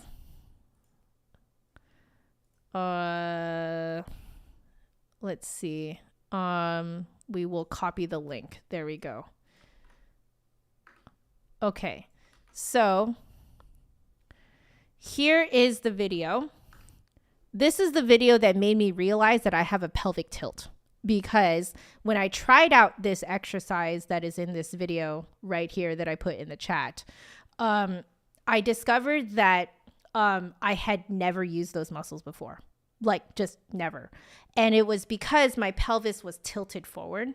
And so it basically prevented me from having access to those muscles. So I just learned a hilarious way of fixing your pelvic tilt from one of my students who did tell me that I could share.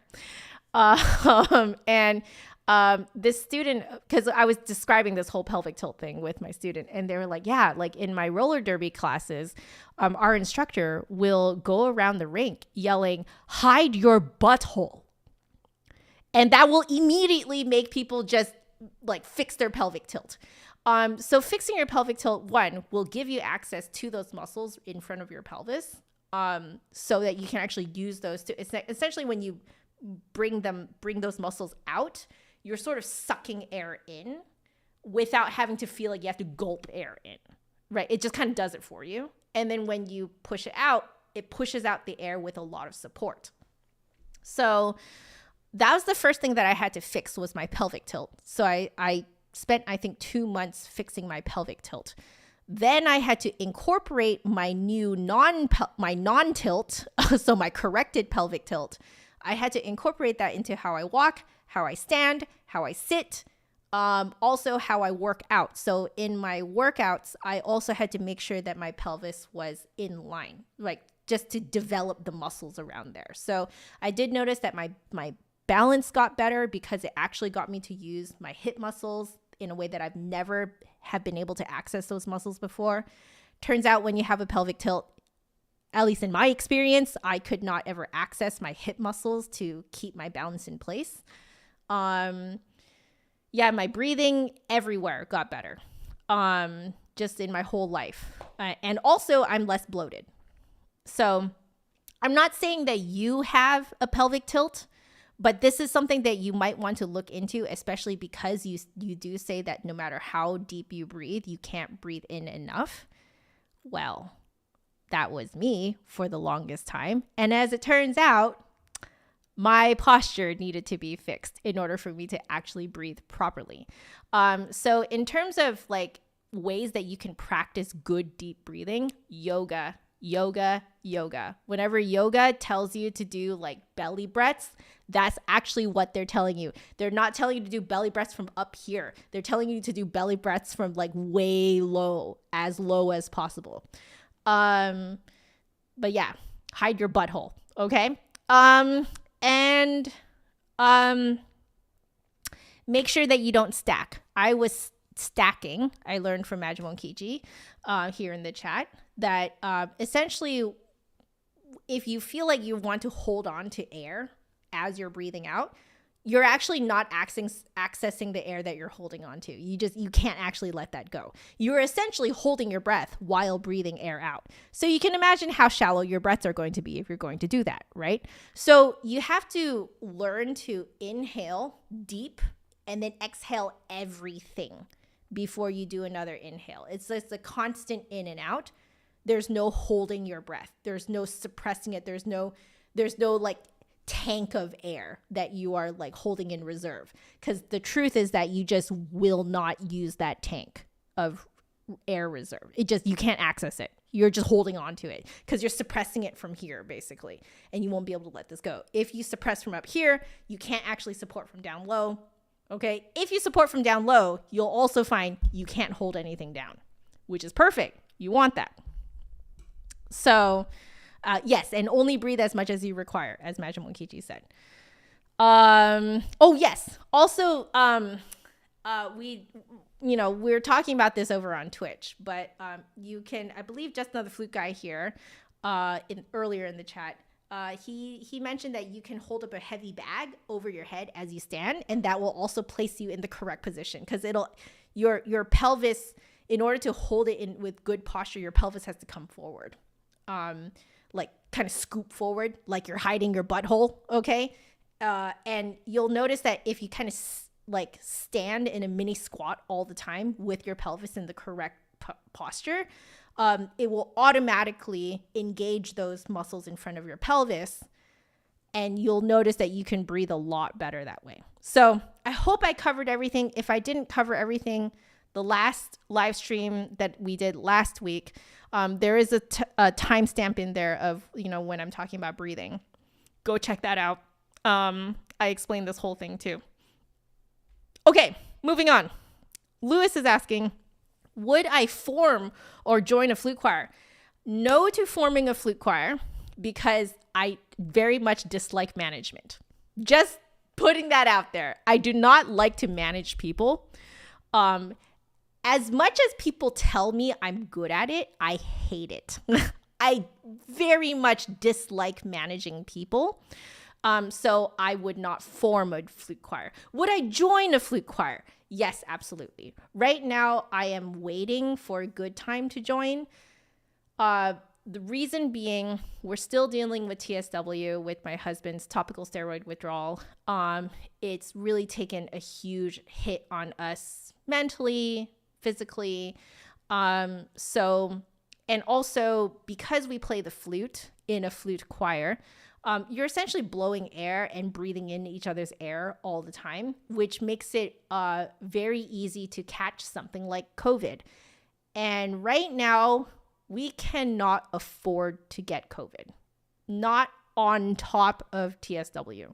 So right now, I am holding off on joining a flute choir, mostly for that reason. The other reason is simply because I'm busy. So I'm busy and I'm tired, and it's just not the right time right now. So there you go. Michael is asking if I've ever been on TV or guest on TV show. No, I am not that level of famous. No. Mackenza is asking, what in my opinion is the best way to warm or keep your flute warm? I don't do anything like that is out of the norm. Okay. So let's say we are performing or we're rehearsing in a space that is very cold. Okay. If you keep your flute on your lap, your body heat can kind of keep your flute pretty warm. The other thing that you can do to very quickly warm up your flute is to finger a low C if you have a C foot joint, or a low B if you have a low B, like a B foot joint. Put your mouth over this entire, like cover the entire lip hole, and then blow warm air in, like that kind of warm. I just don't want to do it right now because I literally just swapped it. But you'll feel it get very warm and in fact hot very quickly. So that's the quick way to do it. In terms of keeping it warm at home, just make sure that your home is heated to a nice comfy temperature for you. It'll probably be fine for your flute. But yeah. And next question is, how do you know when you're a professional flutist? You don't. You just kind of end up sort of making a career, and then you kind of find out that you are. There's no real like hard point where you become a professional. You just kind of find out that you are. Do I feel any different now than how I felt like, coming out of school? No. Do I know that I know more things now? Yes, I do know that I know more things now. But in terms of feeling, you feel the same. Like, you don't feel any different, Yeah. Hey, Saturday night. No, I'm still here for another 15, 20 minutes. I'm still here. Okay. All right, next question.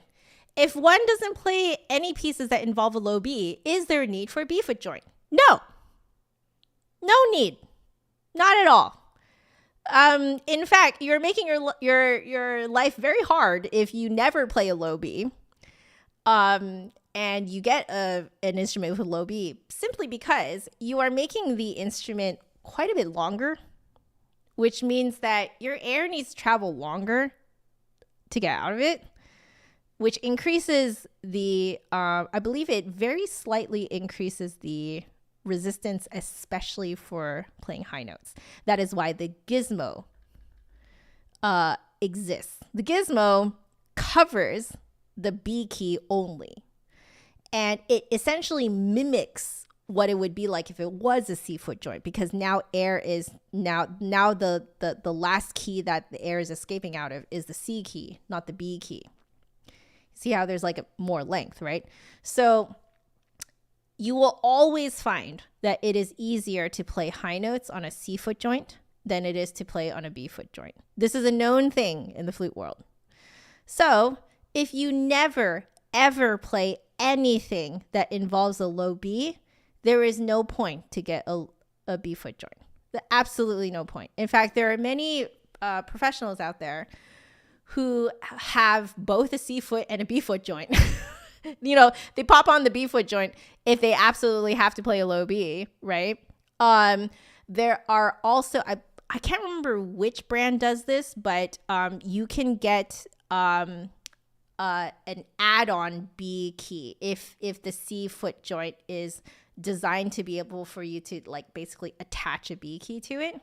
Let's see, C and B foot flute. Like,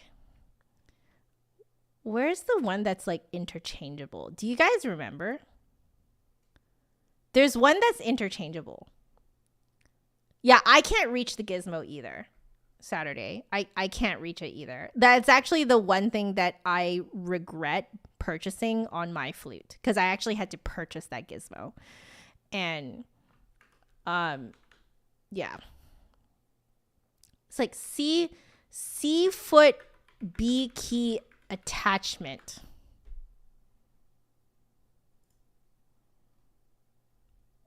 Is it Brandon that does it? I cannot remember which flute company this is.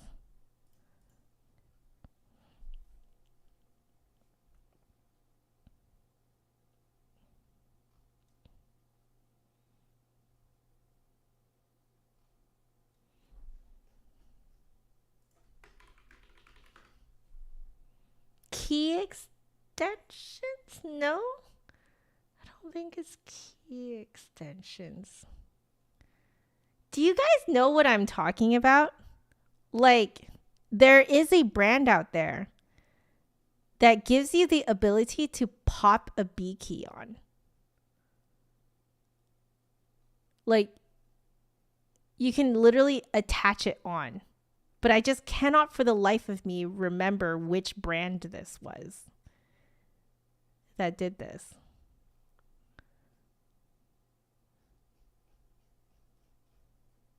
In the 80s, you were not it without the open hole B foot. Yeah, it's so true. It became so like trending that it became standard.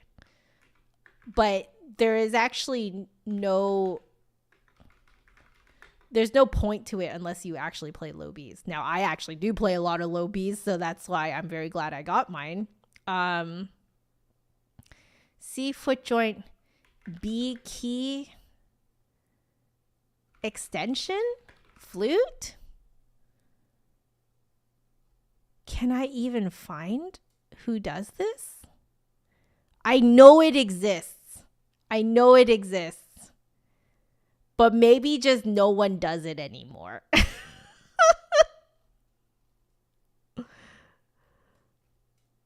If any of you guys find it, let me know.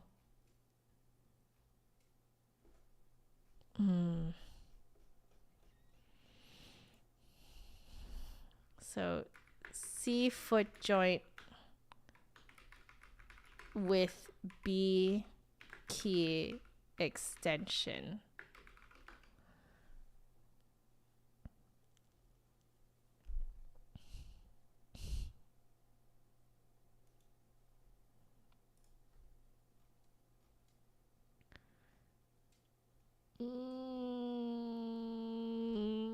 I'm not finding it, guys. Ah! It is Brannon. They call it... Where do they call it? Convertible B/C foot joint. That's what they call it. I'll put it in here. I was right. Brannon convertible B/C foot joint. So they have a little slideshow on this website, on their website. I think this is something that you can get custom. So I technically could get it, but I believe it is quite expensive. So let's see, the B/C convertible foot joint, a cleverly designed 3-piece foot joint that can be used as either a B or a C foot joint. It is designed for the flutist who prefers a C foot joint, but sometimes needs a low B. Pedro, of course you know. Pedro, are you the Pedro that I'm thinking of? Are you actually the Pedro that I'm thinking of? Give me a second here. Give me a second. Are you the Pedro that I'm thinking of?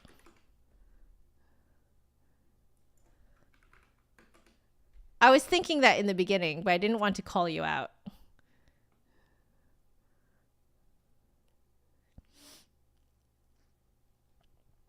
All right, give me a second, guys. I need to look at my own video.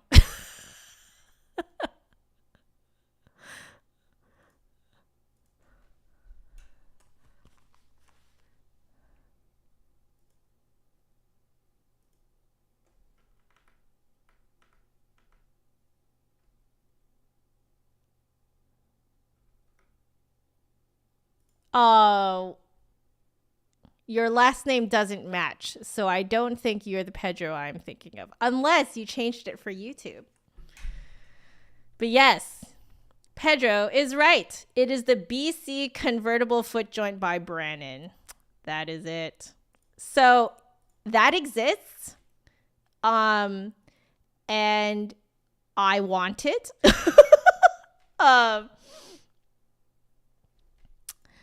So But, I just figured that I would just get used to a B foot joint and, just leave it at that and save myself some money. So there you go. Bailey is asking what my favorite slow/lyrical piece is. You're talking classical, right? You're talking classical? That's hard because there's quite a few that I like. The ones that come to mind,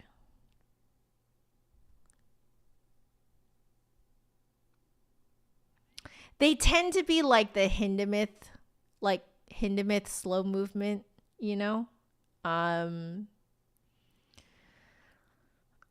Poulenc slow movement.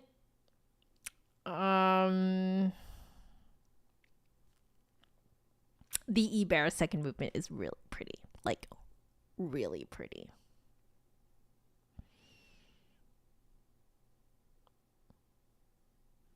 Right now, my favorite lyrical slow stuff is from Genshin Impact. I played it for you guys last week at the end of last week's stream. Just gorgeous music. Gorgeous, Flow, that's interesting. You have a C foot joint, but you prefer the balance with the B foot joint. Interesting.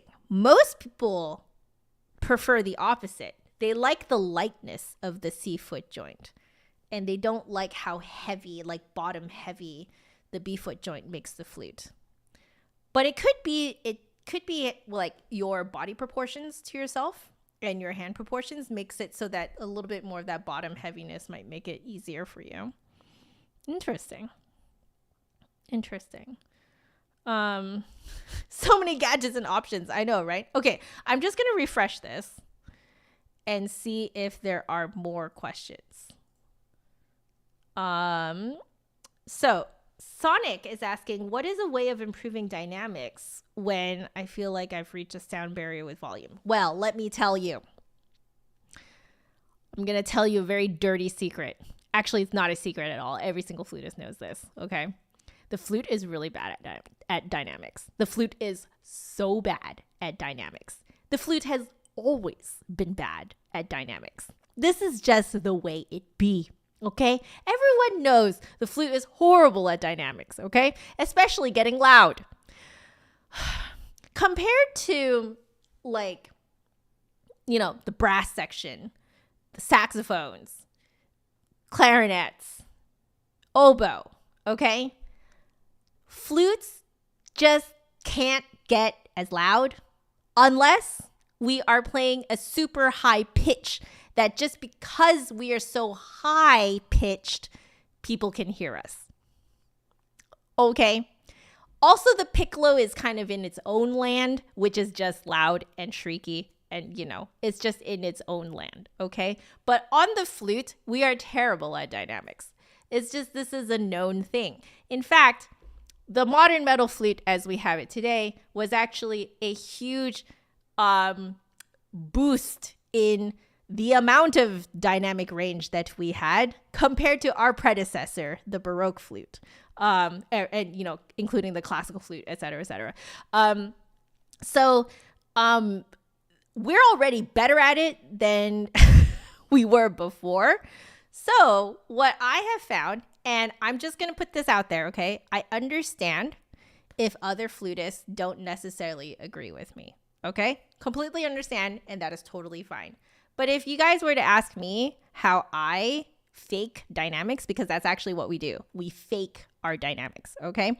We do the Baroque thing where if you see that a forte is coming up, you actually diminuendo before you hit that loud bit so that it sounds like you got louder. Vice versa, if you see a piano coming up, you actually crescendo before you get to the piano, and then you play softer and it sounds like you got softer. Okay. So we do that. But the other thing that I do is I utilize tone color, because a more hollow tone color reads as softer, but a more like reedy, like grounded sound, kind of like rich, full sound, it reads as louder. That louder, like reedy, rich sound, it projects further too. Like it literally travels a further distance than a hollow sound does. A hollow sound doesn't travel very far. And this is why when you listen to live professional flutists playing, you may notice that they actually don't use a lot of tone color differences when they're in a huge hall. And this is because if they did, you're not going to hear some of it. Some of it is just going to look like they're miming, you know?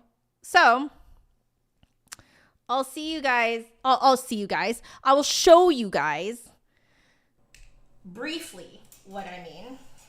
So if we were to take the same pitch, okay, and we just did a middle of the road sound.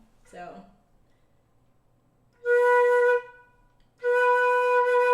I haven't, oh my goodness.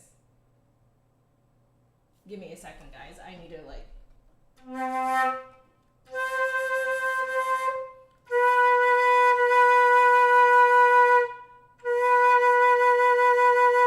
Okay, that's pretty close to it, like a middle of the road sound, okay?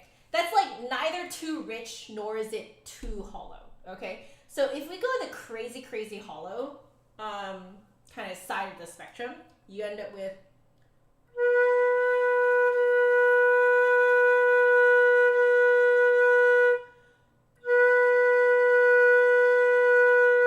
which isn't actually, in terms of dynamics or decibel ratings, it's not actually that much softer, but it reads as softer because it's more hollow. Like there's not as much sort of like grounded sound in it.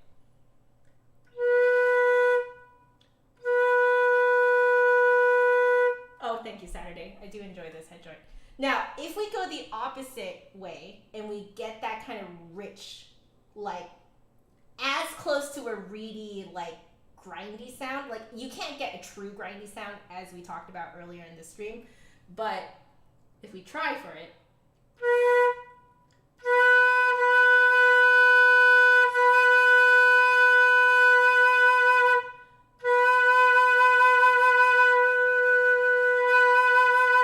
do you hear the difference between the two, right?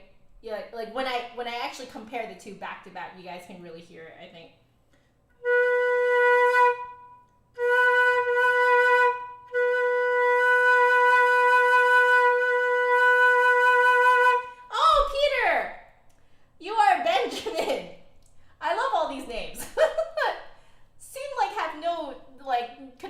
But you are actually the same person over on Twitch. Welcome to the YouTube side of things.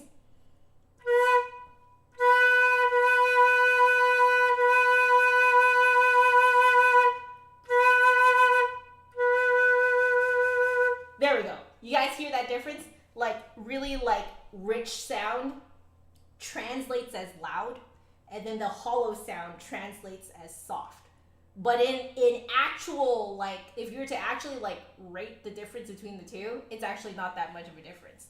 But that is how you can break the barrier with volume problems on the flute. I hope that was helpful.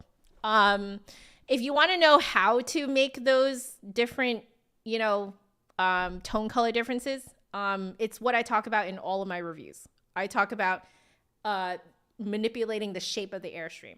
So the more kind of tall your airstream shape is, the more hollow of a sound you'll get.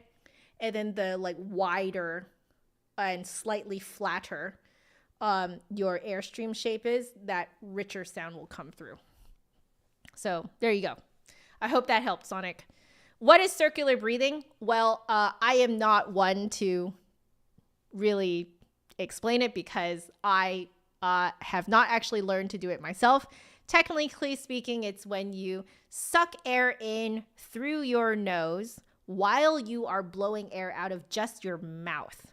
So the air is coming in through your nose into your lungs, But you are essentially not blowing out the air that is in your lungs. You're blowing out only the air that is in your mouth. And you just keep doing that. So you can kind of keep blowing, and then you kind of use up some of the air in here. And then you basically just blow out the air in your mouth and you suck air in through your nose. That is how I understand it. And I have not really felt a personal need to learn how to do it. So I have not. Yeah.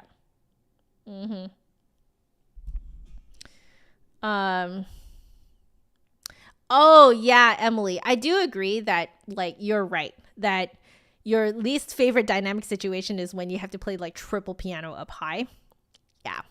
That is definitely a learned technique on the flute, because you first have to get situated and comfortable with high notes in general. Once they become less daunting to you, you'll notice that you can actually back off the airstream a lot. It's more that the air speed has to be high enough, but you don't have to like play like that, you know? So as long as your airspeed is just high enough, you can just get it out without squeezing. Like, again, I like how this whole stream is really just about breathing again. It's from down here. You have to make sure that you're supported really well from down under. Yeah. Yeah, absolutely. Jasmine Choi is the queen of circular breathing. I think she does it on the train. You know, the train song. I think she does it there. Yeah.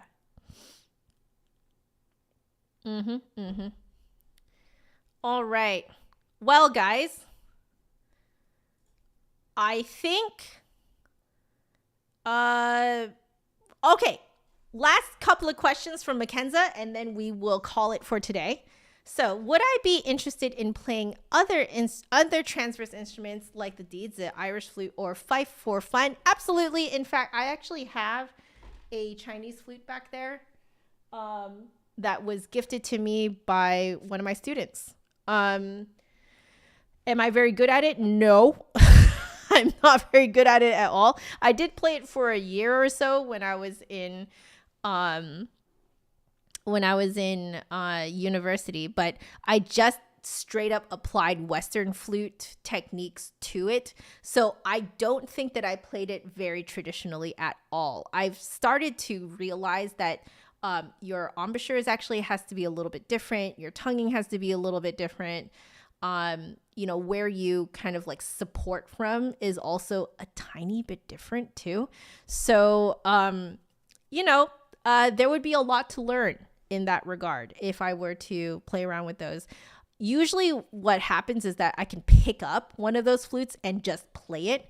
Am I playing it traditionally? No, but I can sound relatively good on them, I would say. Like, I can go to, have you guys ever done this where you like go to one of those like flea markets or something and someone is selling flutes for fun, and then like you just kind of pick one up and start playing, and then they're like, whoa, but it's like, actually, no, I do this for a living. So like it's kind of, like it's fun to do that kind of thing. So like you can play, pretty, like once you know how to play a flute, you kind of can apply it to other flutes, other transverse flutes. But there are little details in how you play traditionally, how you tongue, how you breathe, how you support, all those little things. In order to be a really good player on those, you do have to be trained by a professional on that instrument. I will say that. So last question is Mackenza again. So you're saying that you're having trouble playing softly without decreasing your air. So think of it less as decreasing your air to play softly and more about the size of your airstream. So like the volume coming out. So if the size of your airstream is like this for forte, the size of your airstream for piano should be like this. Like the airstream itself has to be smaller. Does that make sense? Because if the airstream is small, you can still have it be at a high airspeed. That's really it. So you can test this on your hand. You can kind of practice decreasing the size of your airstream. Yeah, try that. You're welcome, Mackenzie. I see that there's a few more questions in the chat, so I'm going to put away the post for now. And I do want to answer a few more questions before I go, because I do see that Isak, is it Isak? Is asking, what are some ways that you can deal with anxiety before an audition? Oof. Well,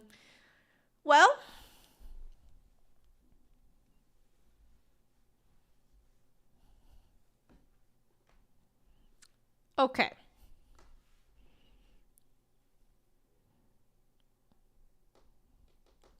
There are the obvious things, which is you can take a paper bag and breathe into it, and by doing that, you're forcibly decreasing the amount of oxygen you're breathing in at once, and it can sort of calm your heart rate down. Has to be a paper bag, okay? Porous paper bag, not a plastic bag, okay? Okay. Now, yeah, don't kill yourself, okay, guys? But you can lay on the floor, knees up, and that can help sort of, lengthen your spine, realign your spine, and that can help loosen you up. And then you can also do breathing exercises while you're down there. So there's those kind of obvious physical things that you can do. But the less obvious stuff is the stuff that my mom did for me, which is before an audition of something that I really cared about, she would take me to audition for things that I didn't care about, just to practice auditioning. So I went to 1 or 2 auditions of youth orchestras that I just didn't care about. And she used that to help me practice auditioning, so that when I got to the actual audition that I wanted to actually get into and to pass, I was used to the audition process, and thus I did a lot better because it took out the fear of the unknown. That's a lot of where anxiety for an audition comes from, is fear of the unknown. So the way my mom did it was, well, let's just take out the fear of the unknown and help you practice auditioning. So that's the first thing, is if you can, try and submit auditions if you're doing it by video, or if you have more groups and stuff around you, you can try auditioning, or schools. You can just try auditioning to different places just to, kind of get in the groove of what it's like to audition. Now,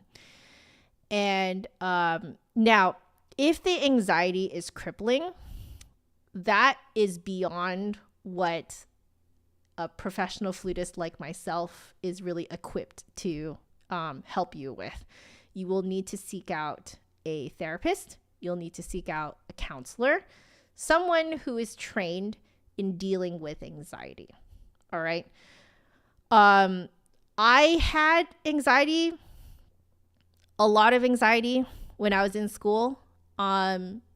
It was not caught by my teachers because we had a lot of material to get through. So we just didn't really have time to talk about the mental aspect of this. What I think would have helped me a lot is if I had a therapist while I was in school. So, Isak, I hope that I'm saying your name right. I hope that was helpful, and you're welcome. Yeah. Yes. Constant performance in front of other people, as Mackenzie is saying, is absolutely part of it. Again, it takes out the fear of the unknown, right? It's like whenever we perform and we're not used to performing, our brains kind of go into that like primal instinct mode of like, I am being watched and I'm going to die. Okay. But that's not at all what happens. Like, you can absolutely bomb a performance, but you're not going to die, you know? But like, your brain doesn't really realize that until you have actually bombed a performance and nothing happened to you. Okay. So, this constant performing in front of other people, it teaches your brain that it is not a fight or flight mode situation. This is not a survival situation. This is not a life or death situation. Like, you're constantly teaching your brain that performance is totally normal and it's fun and it's a luxury, that it's not a life or death situation, you know? But you legitimately have to teach your brain that is the case. Yeah. Hey, Allison, I know who you really are, but how are you? How are you? Let's see. Are there any other questions that people did not put on the post? I'm just going to kind of skim around a little bit.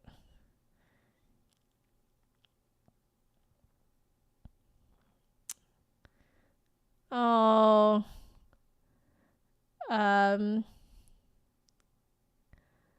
Pedro, I saw that you mentioned that you struggle with self-doubt and you know you're not alone. Me too.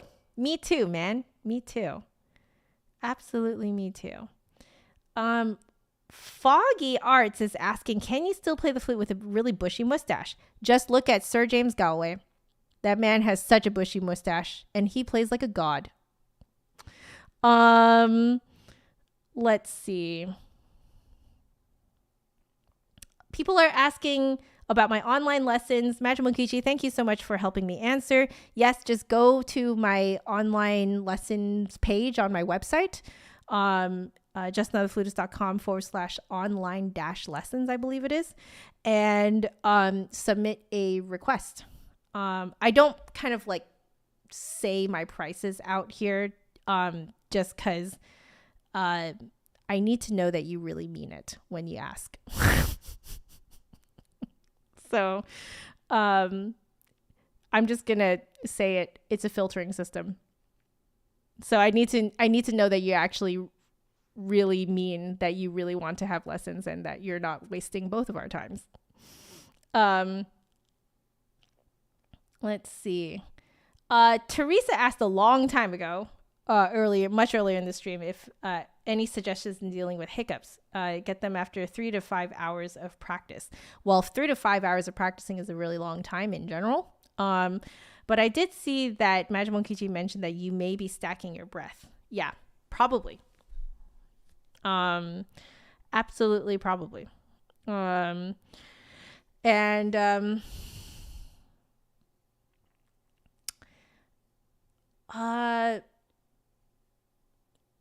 am not medically educated enough to know exactly where hiccups come from. So I wouldn't be able to tell you beyond what Majimonkichi answered what you could try.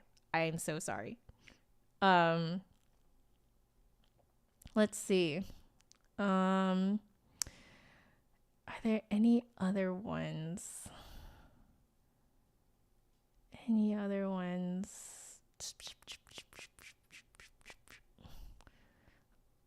I feel like there were some other ones too. But it is hard to find it in the sea of the sea that is the chat. I hope I answered at least most of everything on here. Hey Natasha, how are you? Hello. Let's see. Oh, you know what, Peter? Benjamin, however I'm gonna call you, and just put the plugs in. It's not worth it. Okay, I'm gonna straight up tell you. In the same vein that Majimonkichi asked, do you really have to have a low B? You actually don't really have to have open holes either. Some people say that they can hear that it like resonates better, blah, blah, blah. I'm just going to straight up tell you. You can't really tell. Okay. The reason why I wanted open hole is because I really like those pieces where you slide on and off of the keys. You know, like in these, like, I think it was like last week or a few weeks ago, I showed you guys that you can just sort of slide on and off the keys to, you like do pitch bends, you know? Like going into purchasing this flute, I was like, I want to be able to do pitch bends and I want to be able to play a low B. Like legitimately, that was actually the reason why I got open hole and B foot. Now, I know that a lot of people look at my flute and they're just like, yes, that is the professional setup, is to have open hole, B foot. But you know what? I actually bought it for legitimate, real reasons. Like real practical reasons. I want to play a lot of stuff with low B. I want to be able to do pitch bends whenever I want. If you're not going to do either of those things, just plug it, okay? You can get those really nice plugs too that have like the they look like they're plated over on top, so it just makes your key look like it's closed hole. You can get those too, you know? Yeah, exactly, like everyone is saying here, no shame in plugs. Absolutely. Yeah. Mackenzie, you found an orchestra recording of this guy playing a flute with a really bushy mustache? Yep. Yeah, see? It doesn't matter. Yeah. Good. You asked one. Oh, you asked one. Let me go find it. Post. I'm going to refresh. Square embouchure hole versus oval embouchure hole. Any difference? Yes. So the oval embouchure hole, I think, is technically speaking the more traditional shape of flute lip hole, embouchure hole. The square embouchure hole you'll often find is a lot more free blowing. It's louder, projects more. The sound kind of cuts through a lot more. It doesn't have that as like naturally dainty sound that an oval embouchure hole has. So this is really great for different kinds of people, right? Because some people might find that the oval embouchure hole is way too resistant and they need something that, you know, will allow them to just play. So a more square embouchure hole will help with that. I would say that mine is kind of a cross between the two. Like mine is like, I would say more on the square side. I would say it's not that oval, but it's not insanely square either, you know? But I would say mine is more on the square side. Here, let me try and show you guys. We'll do this.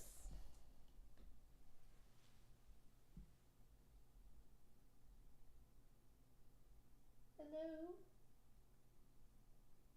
Please? There we go. Yeah, you guys see that? It's kind of like there. Oh yeah, you guys can see my condensation too in there. Delightful. Very, very delightful. But yeah, this is my flute's lip hole, and it is more on the square side, I would say. Yeah. Oi. Oi. Hello. I'm back. Yeah. So, yeah, mine's definitely more on the square side. Yeah. Rounded square. That's a really good way of putting it. Yeah. Mine's sort of a rounded square. I don't tend to like things that are too much one way or the other. I kind of like flutes and head joints that kind of give me more flexibility to go either way in terms of like tone color and stuff like that. So I think that's why I really like this head joint. Yeah. Yeah. Good question. Um,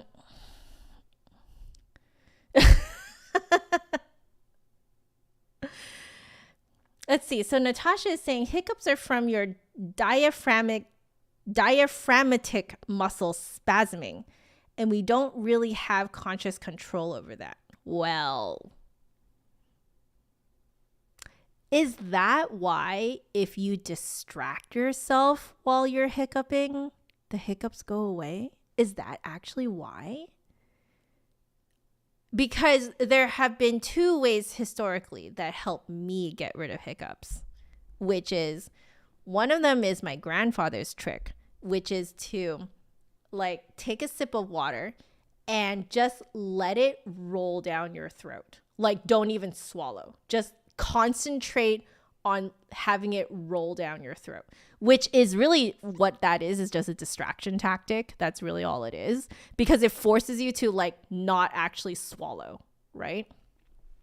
The other one is something that John has started to do for me whenever I would hiccup in front of him, because my hiccups are really painful. I get like, I think they're essentially, what's the word?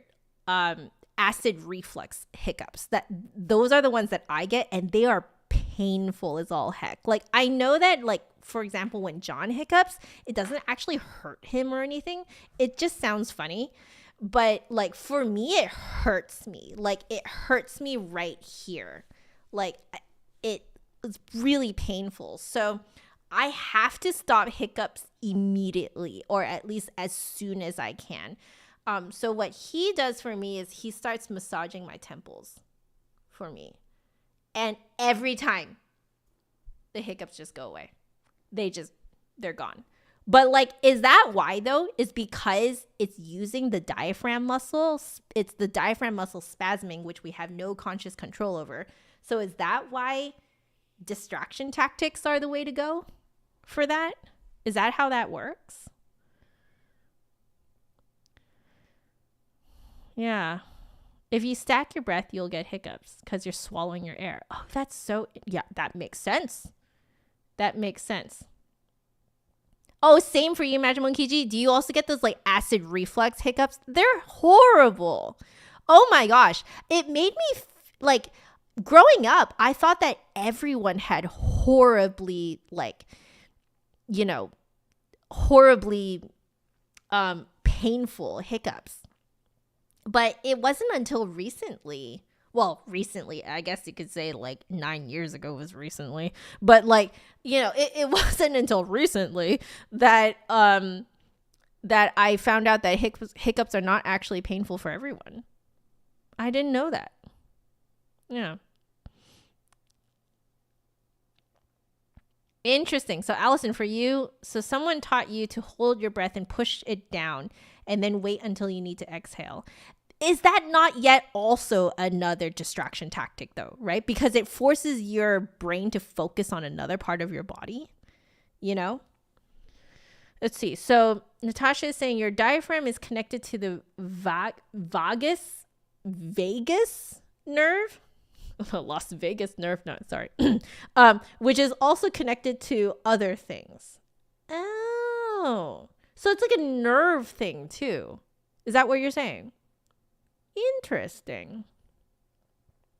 Huh. Oh, really, Allison? The temple massaging, right? I feel like it has to be distraction. Like, all of the ways that I've ever heard of like getting people to stop hiccuping, like, have you guys heard the one where like you have to scare someone? If you scare someone, you can make them stop hiccuping. Like, but is that not also distraction, right? Like, isn't it all just distraction? I don't know. I don't know what this conversation has devolved into, but like, I'm very curious now. Is there a piccolo brand that includes a C-sharp trill key? Yes, the Nagahara. Unfortunately, my Nagahara Mini does not have a C-sharp trill, but I believe it was sometime after I bought this was when they came out with piccolos that have a C-sharp trill. Yeah. Mm-hmm. I have some regrets, but it's okay. I'll live.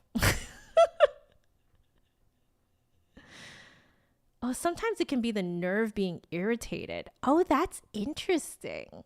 I learned something new today. This is why I love streaming, because I feel like I learn things from you guys. This is so cool. So Magic Mokichi, you had a friend tell you to stand 5 feet away from a wall and just casually walk into the wall, and that'll fix your hiccups. Is that not also distraction? So you did it, and he was like, you seriously did it? And you're like, yeah. And he's like, and you're like, hiccups are gone. I get, but is that not distraction too? Because you can literally see the wall coming at you, and your brain's initial reaction is stop going, right? Like, so you're very distracted with like forcing yourself to continue walking into the wall, right? Oh, interesting. Okay, so sometimes it can be a nerve that's being irritated. So if you can stimulate the nerve in other ways, it can re-regulate itself. Oh, maybe that's why the massaging works. Interesting. You're welcome, Teresa. Teresa, you're the one who was asking about hiccups, right? I'm very thankful that you stayed all the way to the end. For all of you guys who have stayed to the very end of this stream, thank you so much. I'm clearly having way too much fun because I should have ended like half an hour ago. But I'm having a lot of fun just chatting with you guys. And I'm actually really excited to like stream some Genshin sometime. Just, pop up like random, so just make sure you guys just subscribe, hit the bell notification on the YouTubes underneath here somewhere next to the subscribe button. Okay, there should be a bell icon. Click the bell icon so that you get notifications. So whenever I actually come online and I'm streaming, YouTube will shoot you a notification and you can join if you have some time. Wherever you are, you could join on your phone, iPad, whatever tablet of choice. I have heard that some of you guys even put me on the big screen in your living rooms, and that scares me so much that you guys do that. But, I'm also very honored. I mean, to be fair, we do this too for all the streamers that we watch. We just pop them onto our TV. Yeah. I do have a Discord, and it's not even made by me. It's made by you guys. So the original people who made this Discord was from Twitch. So it is called like Twitch family, Twitch Jaff family or something like that. But y'all can be part of our Twitch Jaff family too, okay? But yeah, it's a Discord that's made by you guys for you guys. I'm literally just a member of it. I don't run it.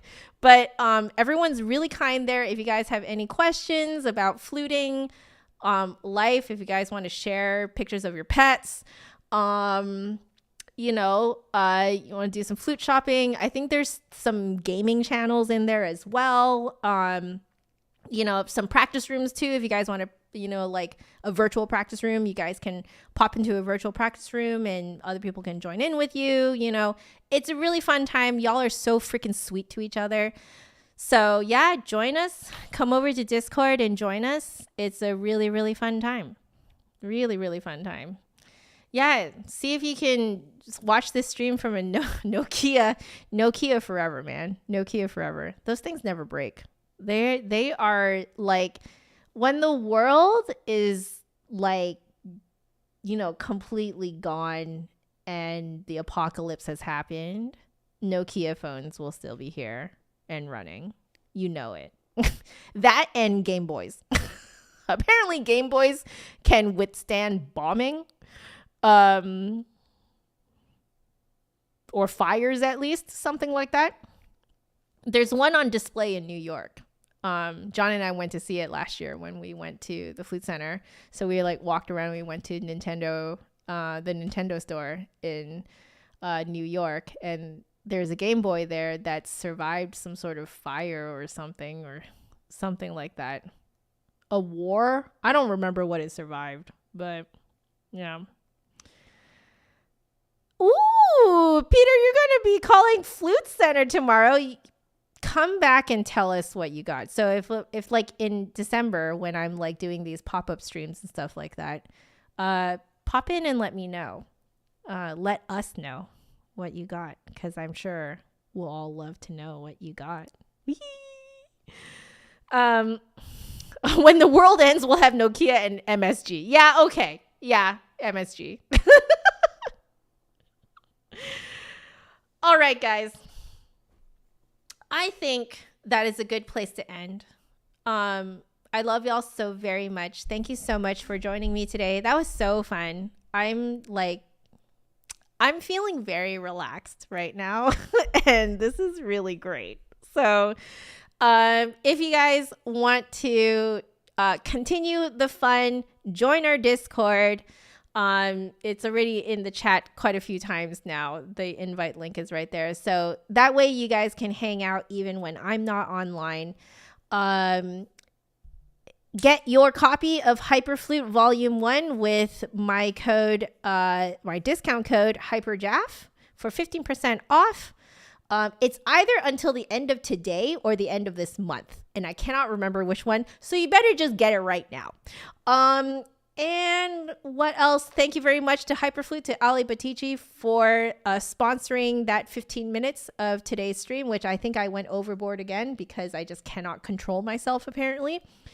And yeah, thank you guys for your interesting questions. I hope my answers were also interesting as well. And I hope you guys have a lovely rest of your day. Look forward to me popping up here randomly to just do very random things. Pop-Up Vacation Joanna will happen in December. I think I'll just call it that in the in the stream titles. And then you guys can just come and hang out. We'll just hang out and do my hobbies, which is video games. And yeah. What else? Yes, I will be on Twitch this week. So the schedule is up on my Google Calendar. And it's also been posted on Facebook, Instagram, and Twitter. Twitter is imploding, but I still post there. I'm basically just going to keep posting onto Twitter until Twitter actually completely implodes. But that is a whole conversation for another day. And right after this, I will update the schedule on Twitch. Because I realized right before this stream that was what I forgot to do this morning. Okay. Fantastic. Oh, Courtney, do not be sorry for popping in late. I'm just very thankful that you popped in to say hi. And I'm really glad that I went on for so long so I could catch you.